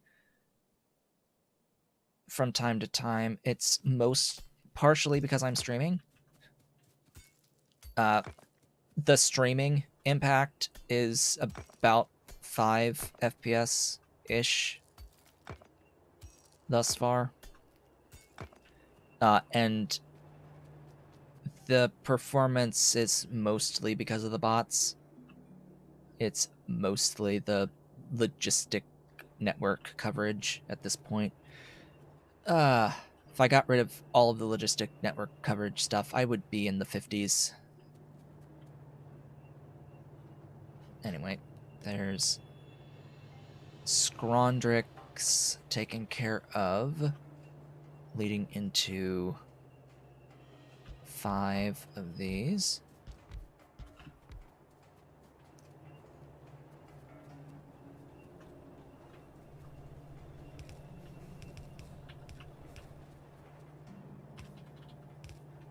We'll put those together, sure, why not? That'll be the pineal glands plus the magnetic beads. No, the chimeric proteins. What? Oh. I need the beads for more than just this. Who'da thunk it? Alright, there's the beads. Beads plus pineal glands. Oh yes, you also need meat. Right, so this is gonna get cut. And then we're gonna do same thing for meat. We need the augs. Augs are meat. My glorious meat supply. How many buildings making meat? 3. 1, 2, 3, 4. Ah, and I've just realized I do need to do that, and I need to do that to these gene labs as well.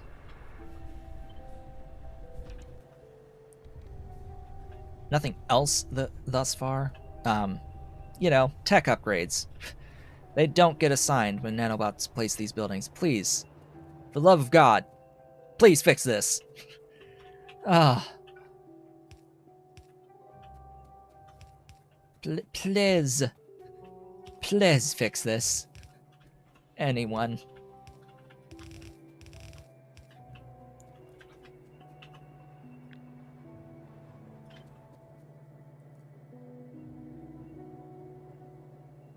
Duh.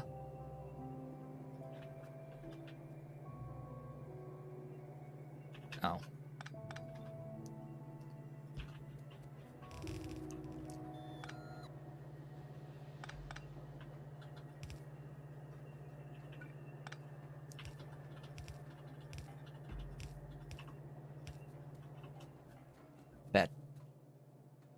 center?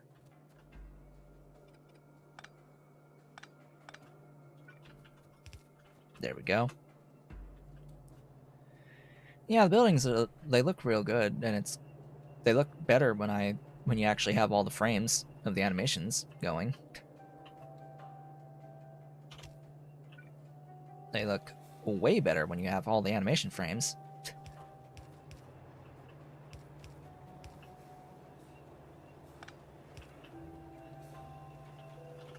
Alright, that'll be the meat and the pineal glands taken care of.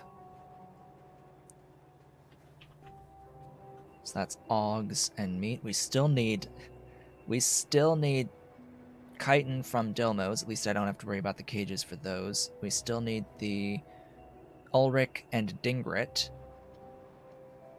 but those come after this guy.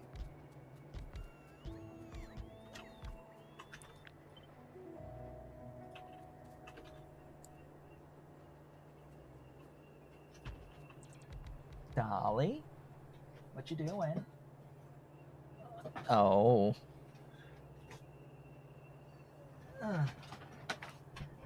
Dolly brought me a spring. Go get the spring. Go get it. Go get it, Dolly. She wants to play. She's been playing fetch lately. You need more magnetic beads. Or you need magnetic beads. So I have beads and pineals. I have meat, and then Bodos, and oh god. So we need 1, 2, 3.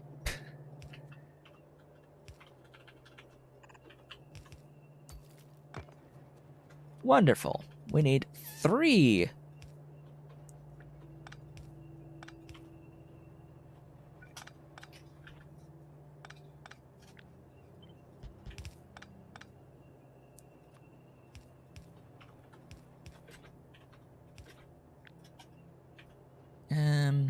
You... Oh. Whole thing. There.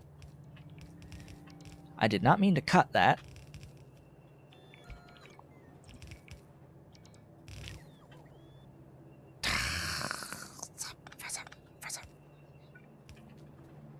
Oh, am I out? What? Oh, right. Constructobots. Ah, that's right. I've got Constructobots.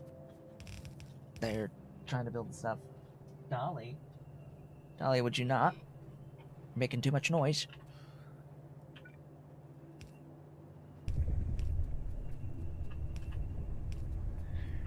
Okay, that'll cover that. Input from out there. That'll be the commodulin binding mutant peptides.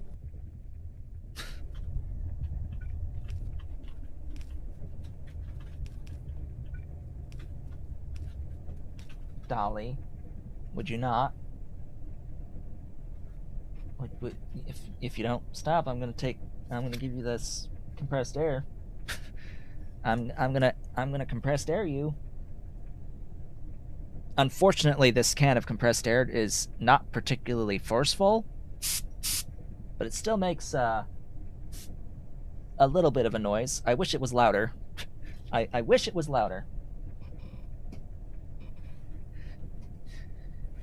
It makes the cats scatter. They run away when they hear the sound of the and like partially feel the wind from the compressed air cans.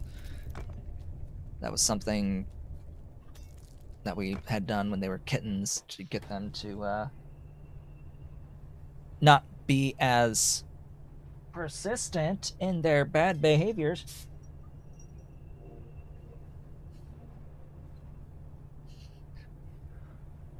Unfortunately, it isn't affecting Ollie as much lately. Gosh, it's already noon. It's already going on noon. It's already noon. Gotta hurry up. All right, there's that. Next, spikes. Spikes are next. So that is Oh, spikes and bone meal are next. So that is this.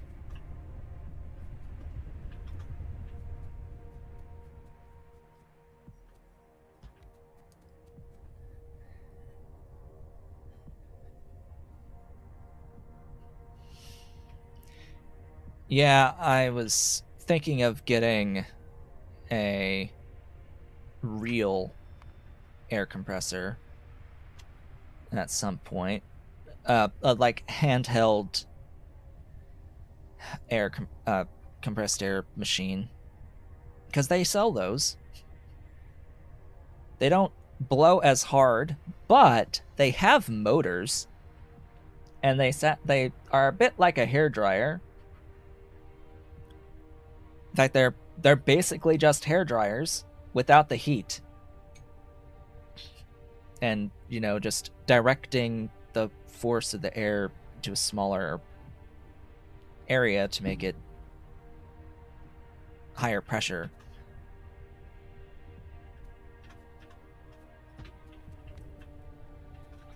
Okay, I need 10 of these.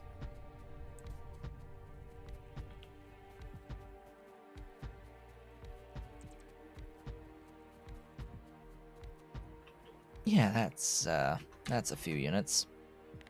Go away. Go away, all those ores. Although people do tend to complain about them not being as high pressure as they would like, as a downside to that for those machines. Don't I still have this? Yes, this is what I need.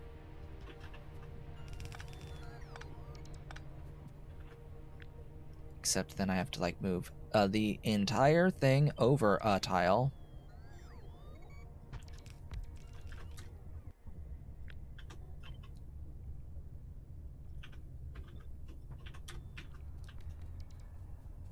It won't even let me place a ghost entity because...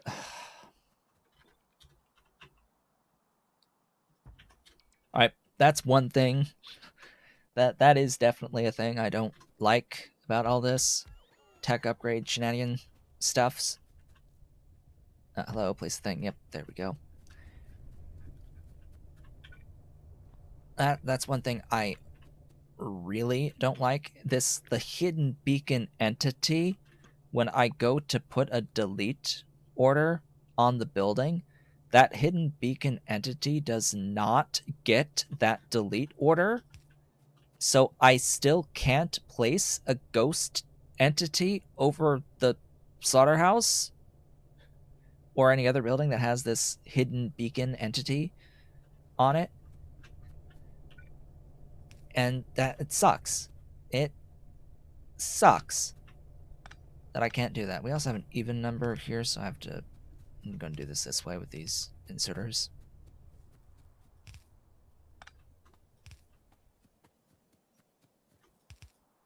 And because that hidden beacon is not interactable...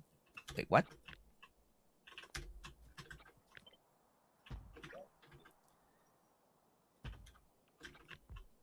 There we go.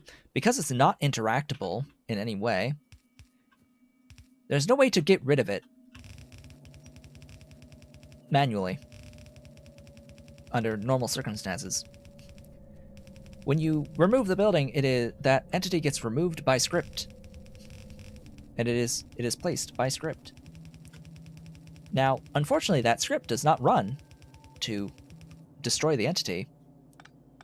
If, for example, you run into the building with a vehicle and destroy the building. So if I were to run into this building with a vehicle of some description, like a crawdad, and break this slaughterhouse, I will be physically incapable of ever replacing the building in that spot because the hidden beacon exists and continues to exist, and it does not allow placing of anything else on top of it.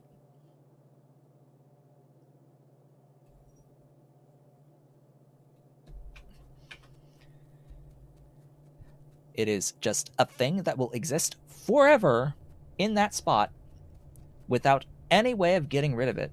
How do I know this? Because I have one somewhere in here. Because there is a spot somewhere in here where I can't place. I think it's in, yeah, it's here. Unknown key, entity name, hidden beacon is in the way. It is in the way. And yet, there's no way to get rid of it. It's super small, so a 1x1 entity can fit alongside it, but you see that little plus? You see that little plus? That's where the hidden beacon is. Right there. Right there. It's right there. Can't do anything to it. Can't place anything over it. It's just gone. It's just, there's just nothing. There's nothing there, and yet we can't build on that spot forever because I destroyed the building. And these are things that should be like known. These are things that should be known by now. Because this is not the first time that this has happened in Pyandons mods.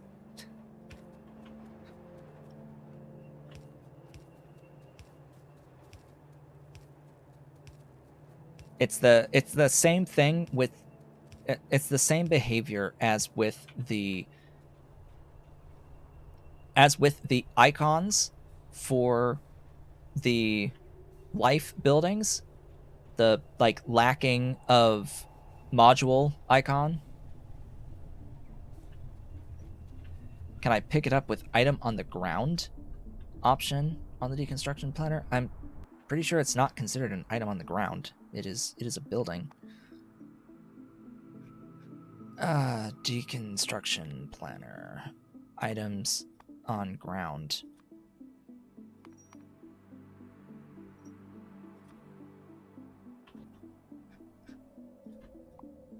No, it is not considered an item on the ground.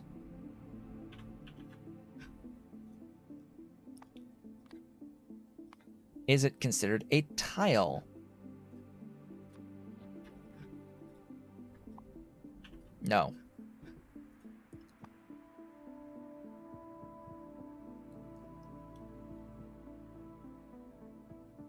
It is not considered a tile. It is not considered an item on the ground. It's definitely not a ghost. So, yeah. That's a thing. Oh, and did you know that you can actually use the deconstruction planner to selectively remove your module requests?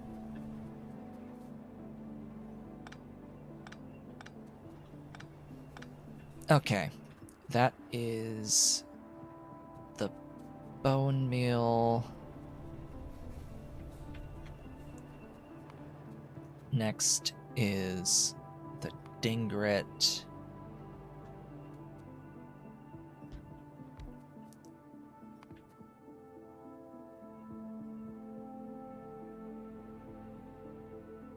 One, two, three, four.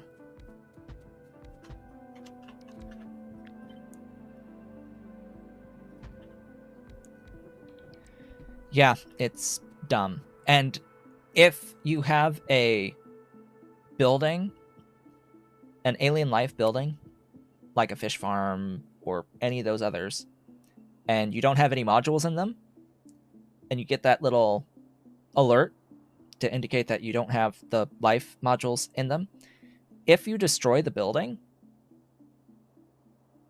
with that alert on it, the alert is then stuck in that position on the map for the rest of the game as well. And that was the original bug that I know King Arthur knows about. And I don't think it's been fixed. I do not believe that such a thing has been fixed yet.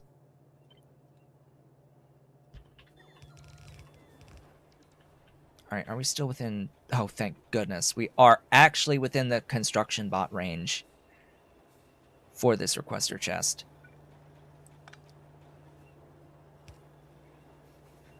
Actually, no, I do want that.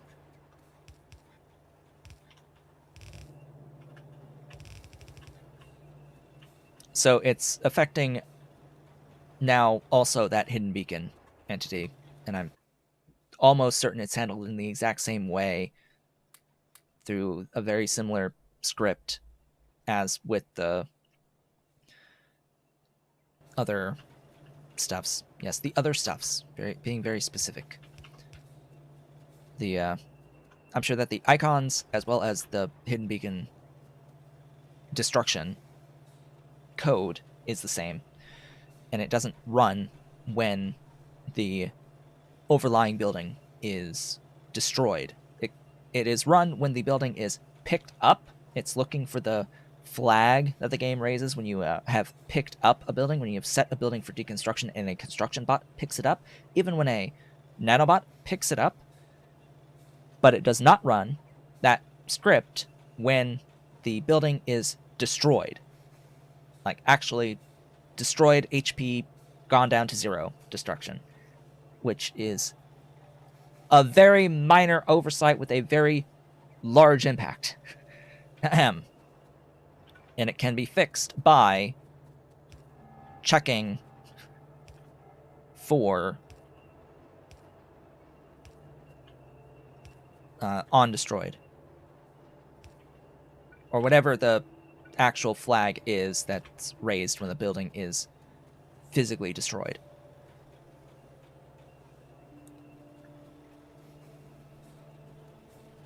So, that being said, that is that stuff done for the propeptides.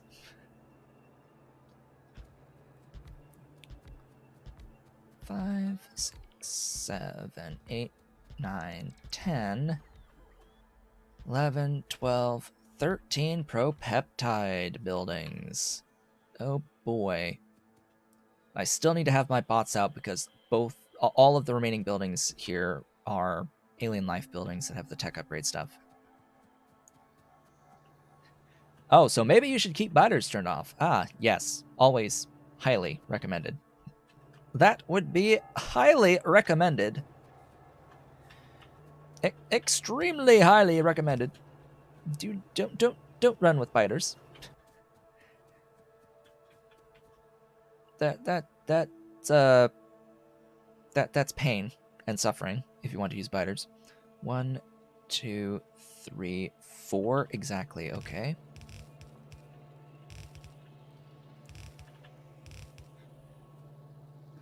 I'm gonna need that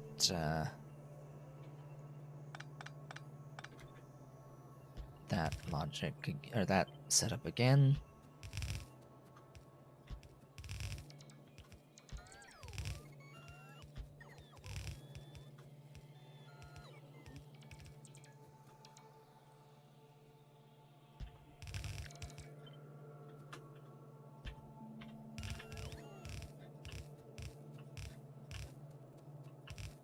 All the wonderful belts.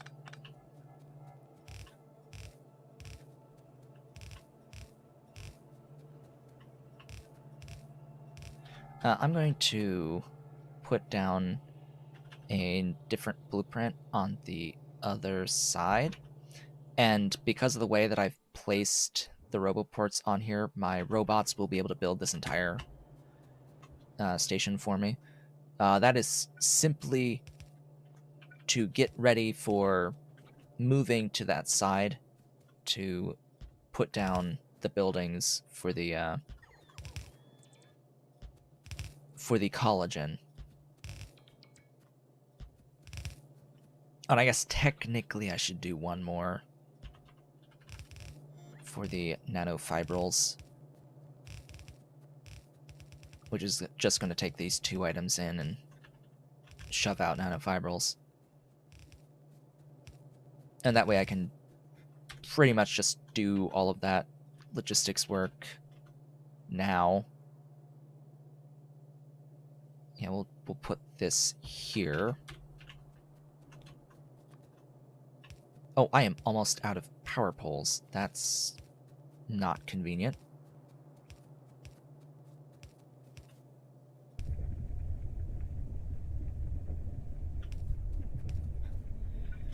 Oh boy. Alright. Well, now we're placing ghosts.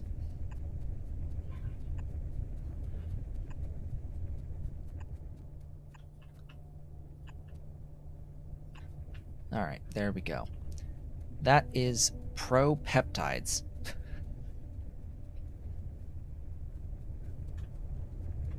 Let's get the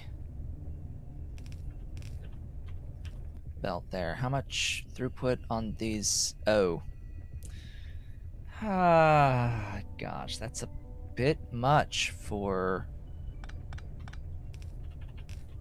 a red inserter, so I'll put that on the inside.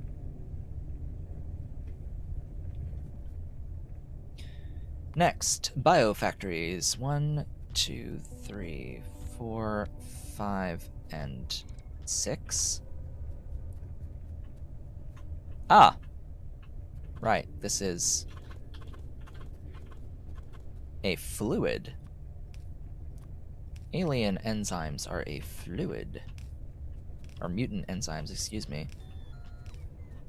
Mutations. So we've got propeptides, calmodulin binding mutant peptides, and chimeric proteins. Have I... No, I have not. Not quite yet. So you get to go up here and meet up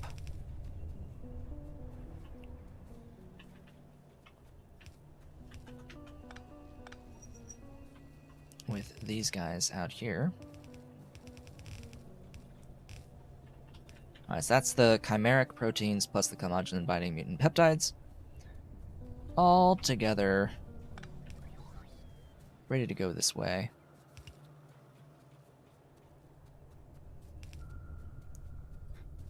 Okay. Belt, you there, and you over.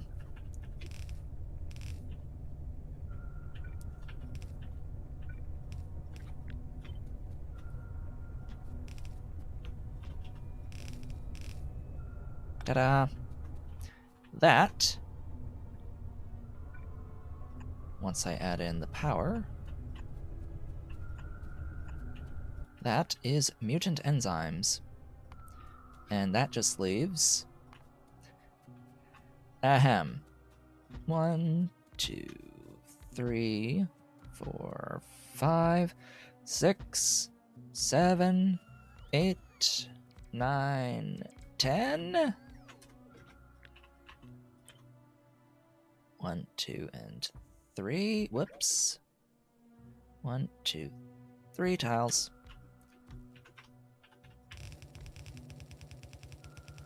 Chitin. Chitin for the Kaito-san.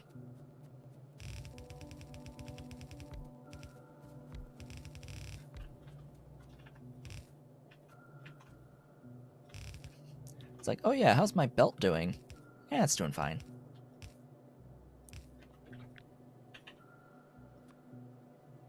Okay, there,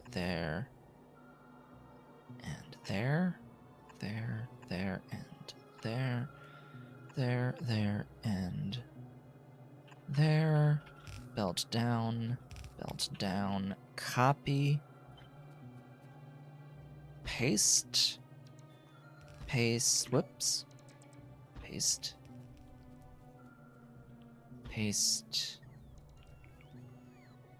and paste. Nanobots can go faster.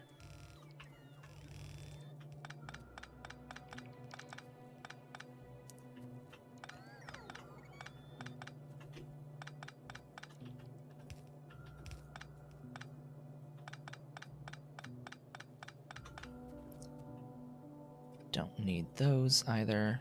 Okay.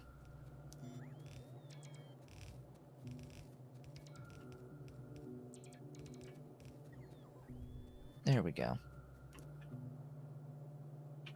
Connect to main power.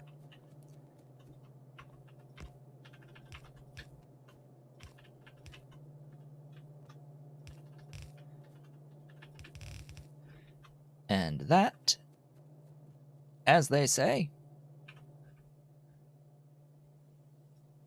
is not quite that.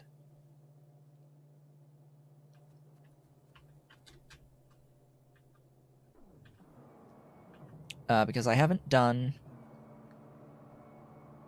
the chlorine. And I'm just remembering. Oh, hey, right, chlorine.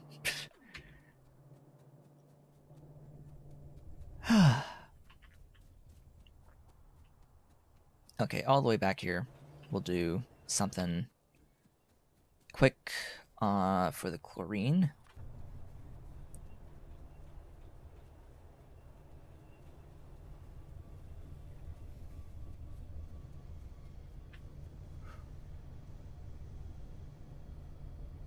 Am I gonna do something quick for the chlorine, though?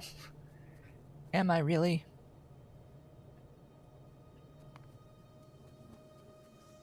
Do I really gotta? Yeah, I gotta.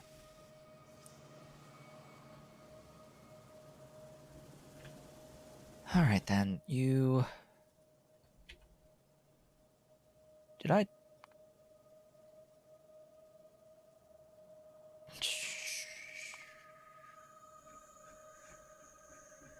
Shoot.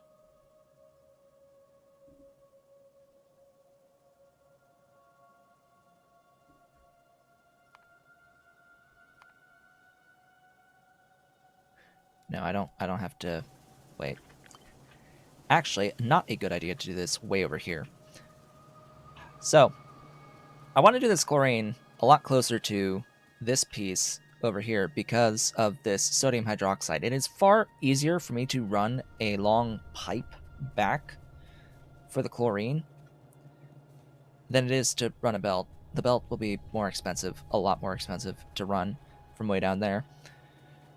Yeah, so I'm actually, this wasn't a bad thing. I didn't mess up, I swear. I didn't mess anything up. This was all intentional. Just the way it is. It was always intended to be this way. You to there, you do that. Saline in from somewhere above, and then sodium hydroxide out. Now, the sodium hydroxide out is where things get special. Because I need to input priority this sodium hydroxide, and I want to, like, have it in a box. Power, there we go.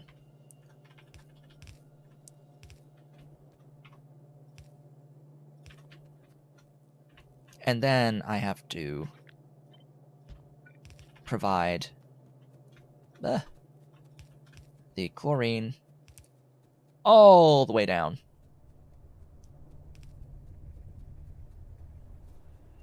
Now once I get into Constructo bot range, I'll just do this.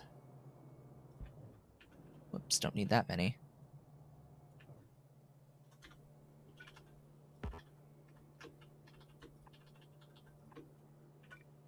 There. That will be that. That will provide the chlorine. And the byproduct, sodium hydroxide, will actually be used!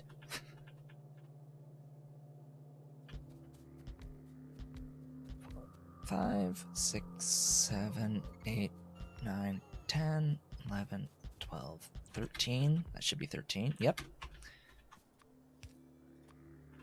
Oh, Ollie. Hi. You're joining? Ollie has decided to join? Hi. How's that big boy? He's decided to join.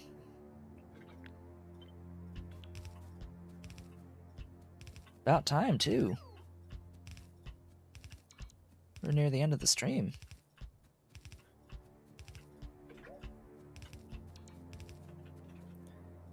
Okay, there are 4 ingredients here. Oh, gosh. Oh, golly geez. That'll be 1. That'll be 2. I can actually move it over a entire tile. So that'll be the chitosan plus the sodium hydroxide. That'll leave... Hey, thank you so much for the tip. Oh boy. Thank you so much for that. Actually, no, this isn't 4. It's just I'll need the empty petri dishes in. Ta-da! Which actually means I want you there. I want the other petri dishes there, and I want this from wherever the heck it is over here. Ta-da!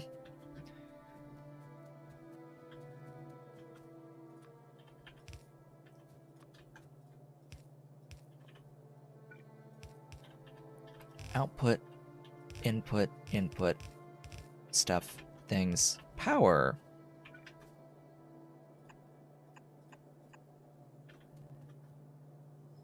Do the power like that. Copy this. Oops. Copy this. Is that going to be good enough? Yes.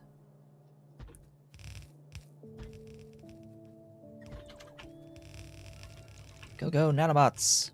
Go quickly.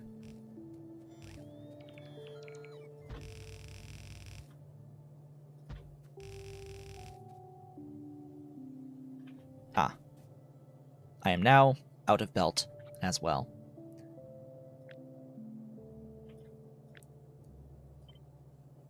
Ta-da. That, as they say, is that.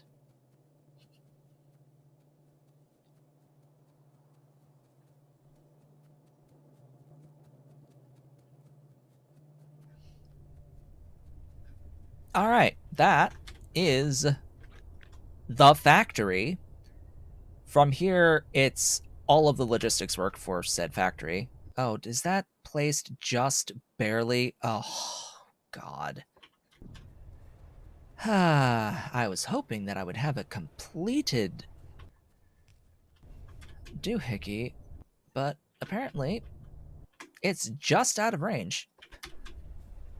Great. Guess I gotta update my blueprint again. So as I said, I will do the logistics for this factory off screen and fix any errors that I'm sure that I have made at this point. Aw, he left. Aw. Off Ollie went. I'm going to restock quickly, because we still have half an hour left in today's stream. And we'll move on.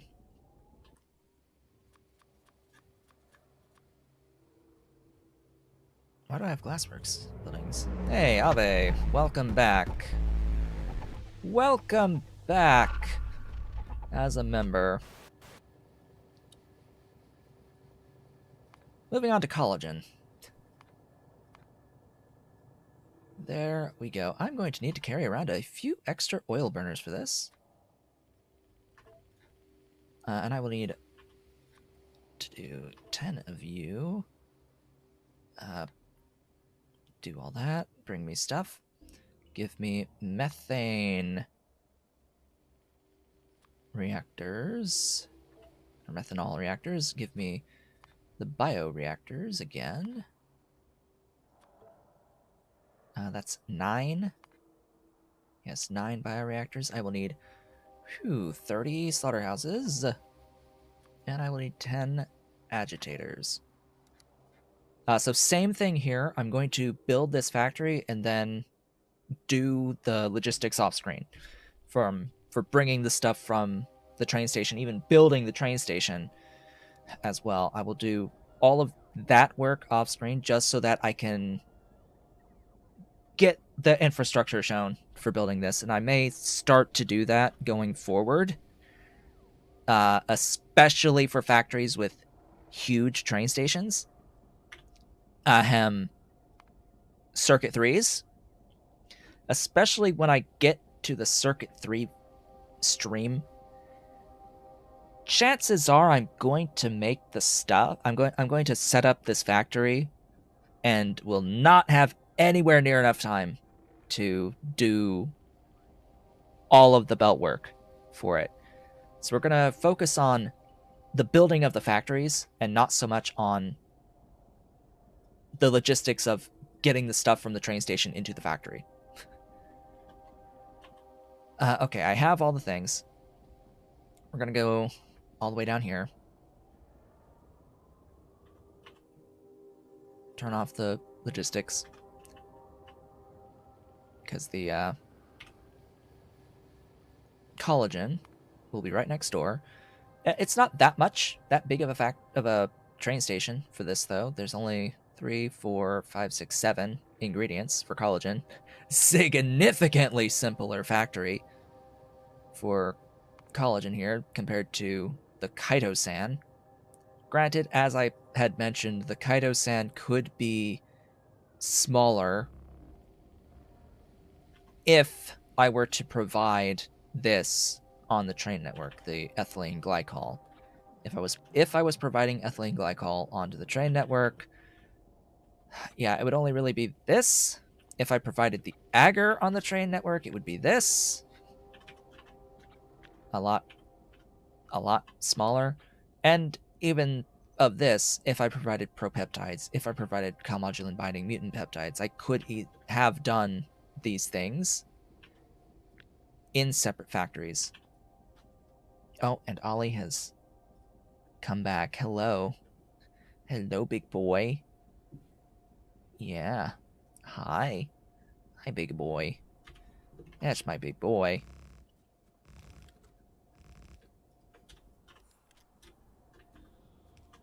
Okay. Yes, you flick that tail. You flick that tail. Okay. How are we doing? I think we're doing okay. I won't do anything to the train station. I'm just building enough of it to have it, exist. And then what? We will focus on all this. So where is the steam used? Last step. Okay, well, we'll do that as the last step then. Which means first step will involve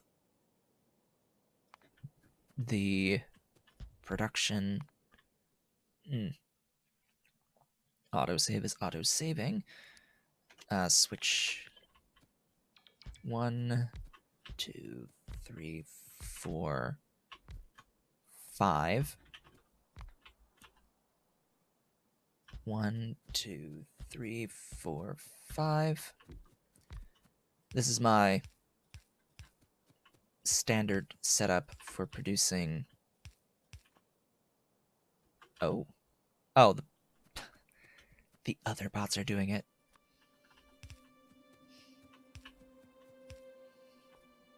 Yes, and you eat manure. Standard little setup here for producing urea.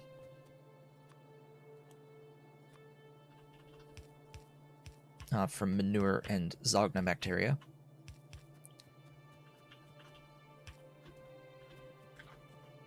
Get this over here. Just add water. Whoops, just add the water.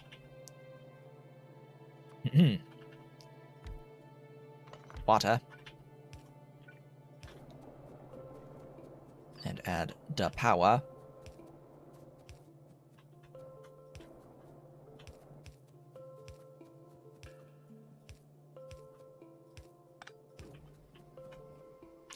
Alright, there's the manure, and the urea. Alright, 8 of these. Great.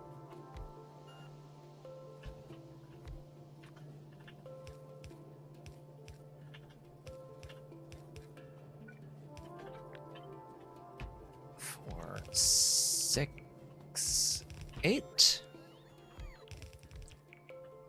Ta-da.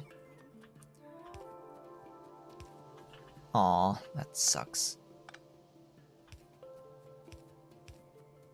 The reach. It doesn't reach. Alright, so that is the acetic acid. It also, of course, it needs chromium.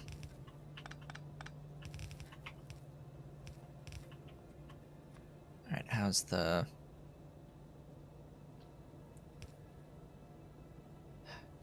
Wonderful. Just Wonderful. There we go. Ta-da! Chromium in. Huh, what next? Then, that's a lot of slaughterhouses.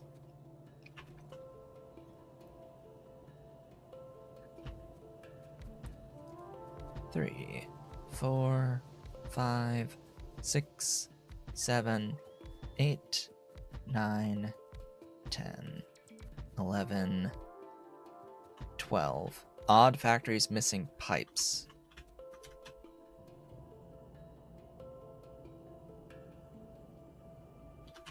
Yes, I see.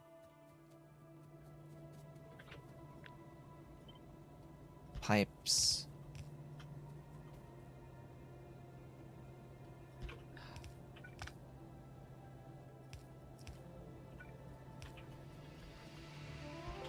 For those.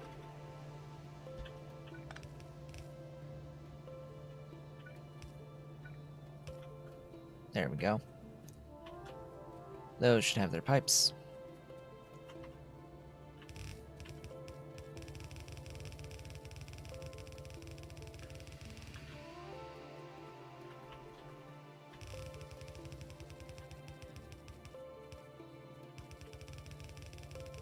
This should be 12.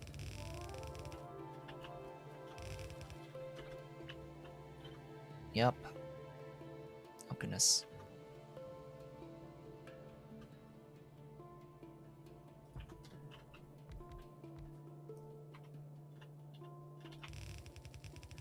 And up we go. So it's 24 rather than 23, but that's fine. Glorious behemoths of factories building out the wonderful stuff known as skin. Through the not highest output recipe, this is the second highest output recipe for the Zipier. We have one more tech upgrade that will increase this even further.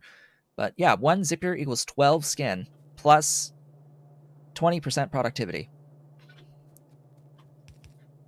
So it's a bit of skin that Zipier provide. They are definitely the skin creature. And they've always been the skin creature, actually. Zipier is one of those ones that exists without Pyalien life. Because get this, you can actually play the Pyandons mods without Pyalien life in it. They existed before Pyalien life, and there was alien life. That was part of the mods. Even before Pyalien life. We had Augs, we had Ulrich. It was Augs, Ulrich, Kickalk, Relesia, Zipier, Zihifo, Kamouts. And I'm trying to remember if there was anything else. There might be some others that were part of it.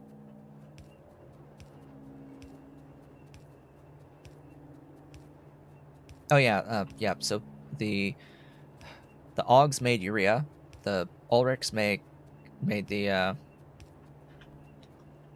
bone meal. You had Relesia and Kickalk that fed these other things. The Kickalk made the raw fiber, of course. Relesia had its extraction chain, I think, or something along those lines.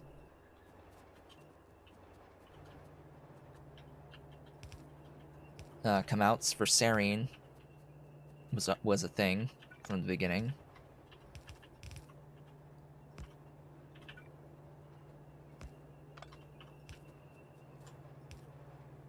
The Ziffo for the blood, for actual Ziffo blood for vanadium chain. It was renamed to arthropod blood.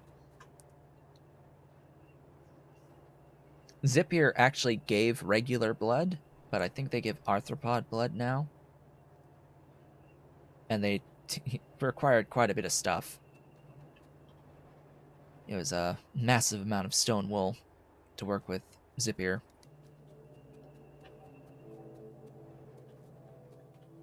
And they produced Zippier directly, I believe, and you processed them into component parts.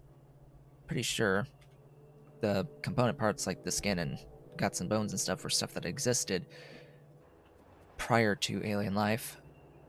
But anyway, getting sidetracked here. I need this steam. I need lots of steam, actually.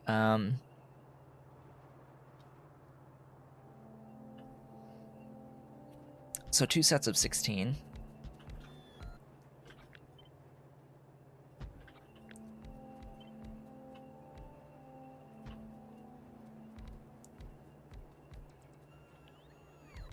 I should probably flip. Really? It won't let me. Okay. It doesn't let you actually flip. Wow.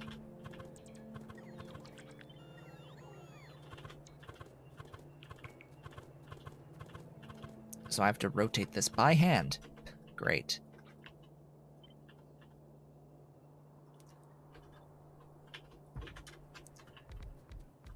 Because I have noticed that I can actually just feed these with one pipeline of kerosene. It's not actually all that much kerosene, to be honest. It's the great thing about kerosene and using these types of doohickeys. Actually, all of this needs pipes. Nanobots, you can do your thing.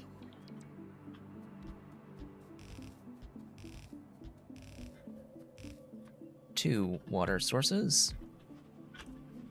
Fluid fuel source. And these things. Oh, these things. So we have 2 ingredients.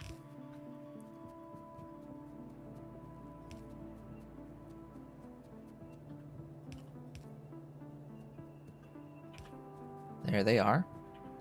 The 2 ingredients. The 2 solid ingredients, anyway. And we have the fluid ingredient. Coming in this way, one of the 2 fluid ingredients.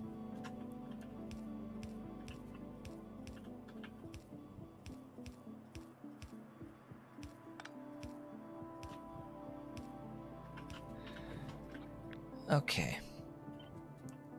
1, 2, 3, 4, 5. And then I'm going to copy just this section.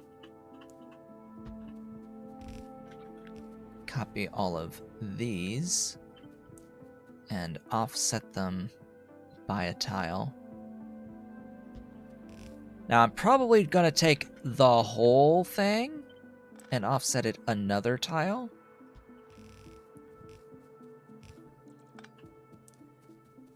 So that the pipes are not in my way.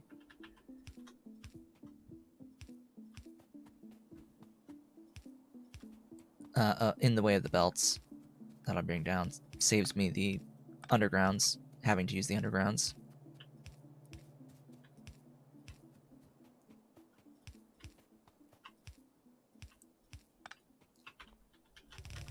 Whoops. That was not intended. Oh, and these belts, by the way, do not use the the updated belt mechanics. They don't follow the updated belt mechanics for whatever reason. I think I need to update this mod, Ultimate Belts mod, to make it compatible, because it doesn't do. What doesn't it do? It doesn't do the automatic undergrounds. It doesn't do the automatic undergrounds with these belts from this mod. And there's some stuff that can be a little bit problematic. Anyway. Power to the everything.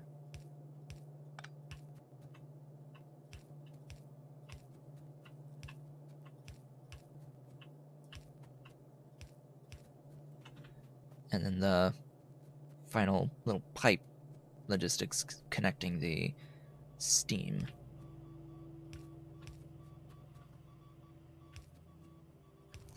Alright, that powers everything. Steam.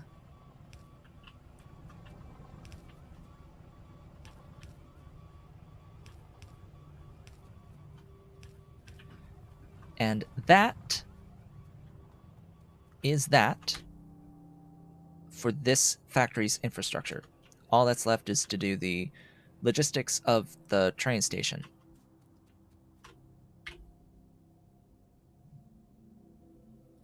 And then there were nanofibrils.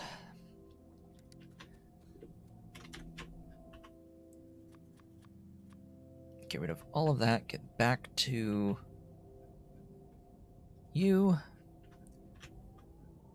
It appears... Gosh, it appears that these train stations just really can't build themselves without having a roboport on every single electric pole along the line. That's just lovely.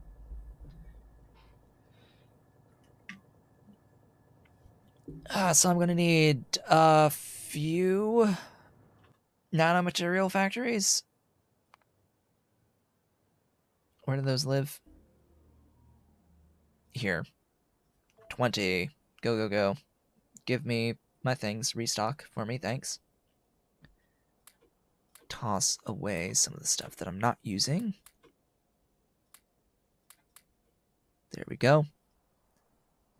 Just free up some inventory. I guess while I'm at it, go back here. You are 3 solids.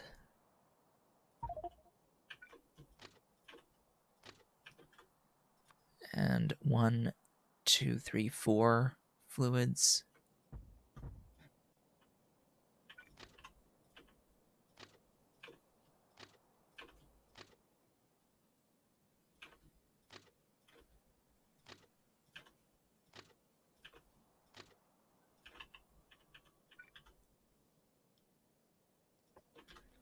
Now that will get built for me.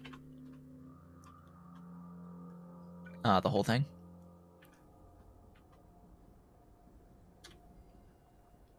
Alright, I have my nanomaterial factories. Good. Back to that biobattery plan. Nanofibrils are pinned. Minimize that. Get myself over to here.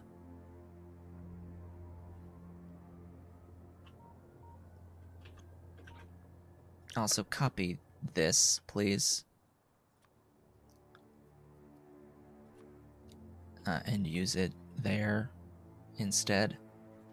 Because this is now able to be built by the robots anywhere. This can just be completely built by robots now.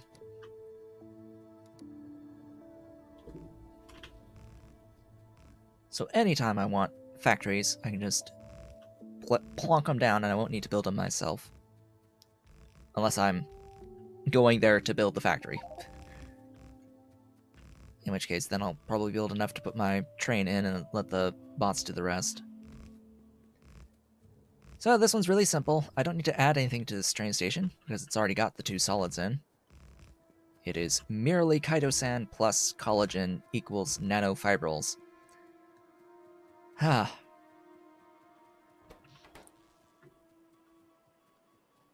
Now, nanofibrils are an ingredient on one of the filtration media recipes. I don't think I'm going to do that filtration media recipe. And while I'm here, I may as well do this as 2 sets of 7.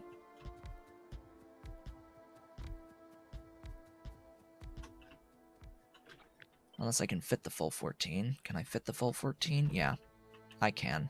So let's just do that. Input.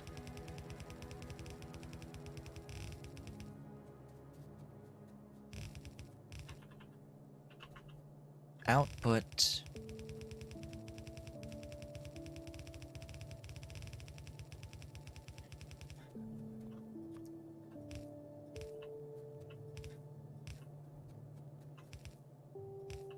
Get our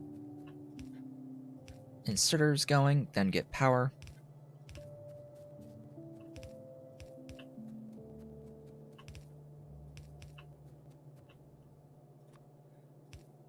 Power.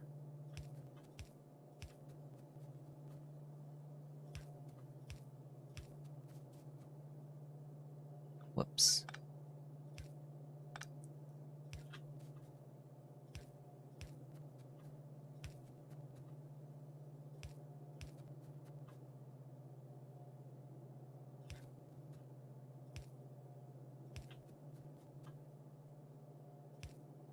There we go. That will be power to everything. And will be the end. That is all of the infrastructure that I wanted to do today, to get done today, minus all of the freaking train logistics for them. So these were the factories I wanted to build primarily over the course of the day today. I was vainly thinking that, oh, if I have the time, let's go ahead and do the rest of the stuff for the bio batteries. Oh, no, that's not happening. Not today. So all of that covered one ingredient for bio batteries in the nanofibrils. I need chitosan and collagen for other things as well, so I built them at scale at 15 per second each. And I'm building a bit more of the nanofibrils than I really need for just the bio batteries, because the nanofibrils are also used for other things. Really, what we need to get into next time are a combination of neodymium magnets, lithium niobate, and the cobalt chromium alloy. And note that between these magnets and this lithium, we're using 40 boron. 40 boron per second. Oh gosh, that's a kitty back. That's a kitty back. Yes, that's the back. That's the tail. Ahem. Yes, Ollie, pretty boy. He's big boy. That's 40 boron. And guess how much boron I'm making right now? How much boron am I making right now? Where's the thing? Oh yeah, there it is. I'm making 40 boron. That's gonna draw 7.5 gigawatts when it's all on, drawing that 40 boron. And wouldn't you know it, I just barely don't have enough power to cover that. So, yeah, I'm gonna need another one of these. I'm gonna put it in here. If I can get this all lined up.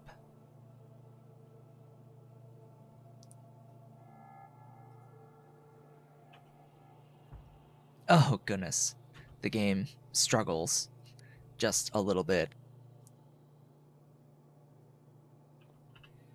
Yeah, so my construction bots are fully capable of building out this entire set of power infrastructure. It doesn't need anything brought in. It's self-starting. It's great.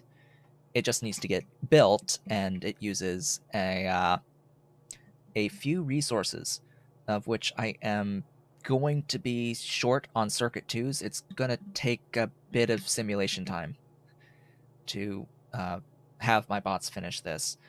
And that's going to take a little bit more time because the construction bots are not all together in one centralized location. They're going to be coming in from basically everywhere. I'll also turn all that off.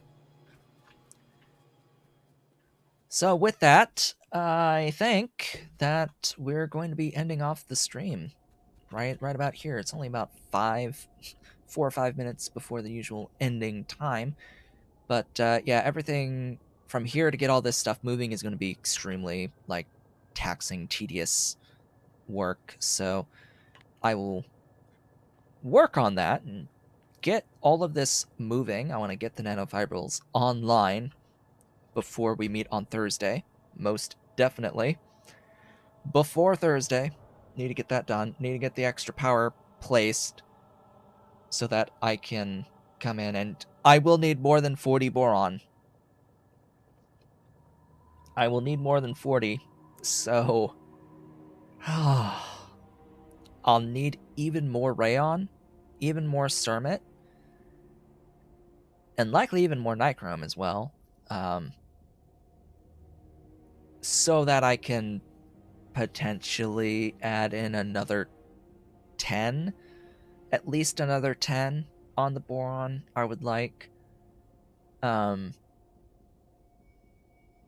I could do it the normal way, the intended way, even though it's a lot of refined syngas. But hey, I've got a lot of refined syngas and a lot of hydrogen chloride, and I've got a lot of hydrogen chloride as well.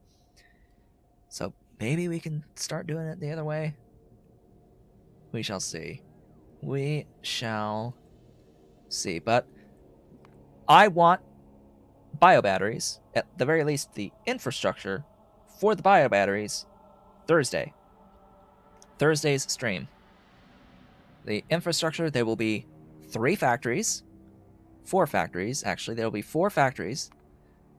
Magnets, lithium niobate, cobalt chromium alloy, biobatteries. 4 factories. I will likely set up the train stations for these between streams, if I remember to do so. I will need to make sure that I also procure petroleum gas before that point, and scale my ceramics before that point, and scale my fuel rods before that point.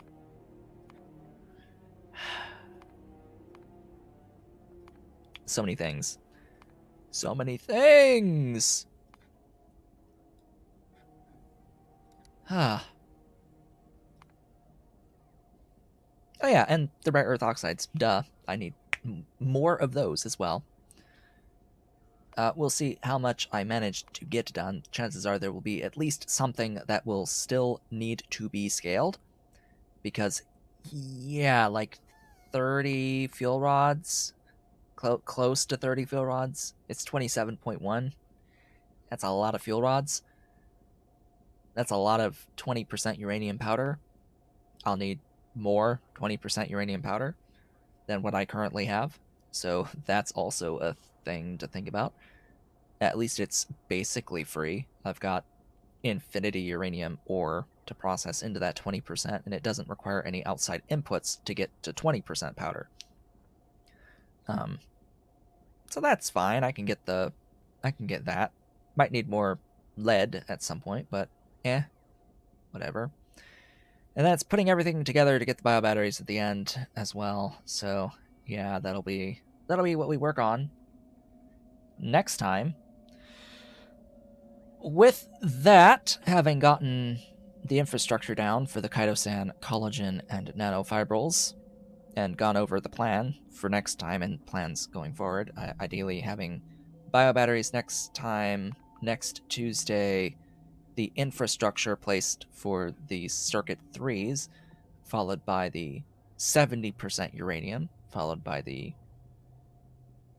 intelligent units, circuit 4s, followed by the satellite launches and the fusion for the Schrodinger antelope and the utility science, and then stuff going into space science.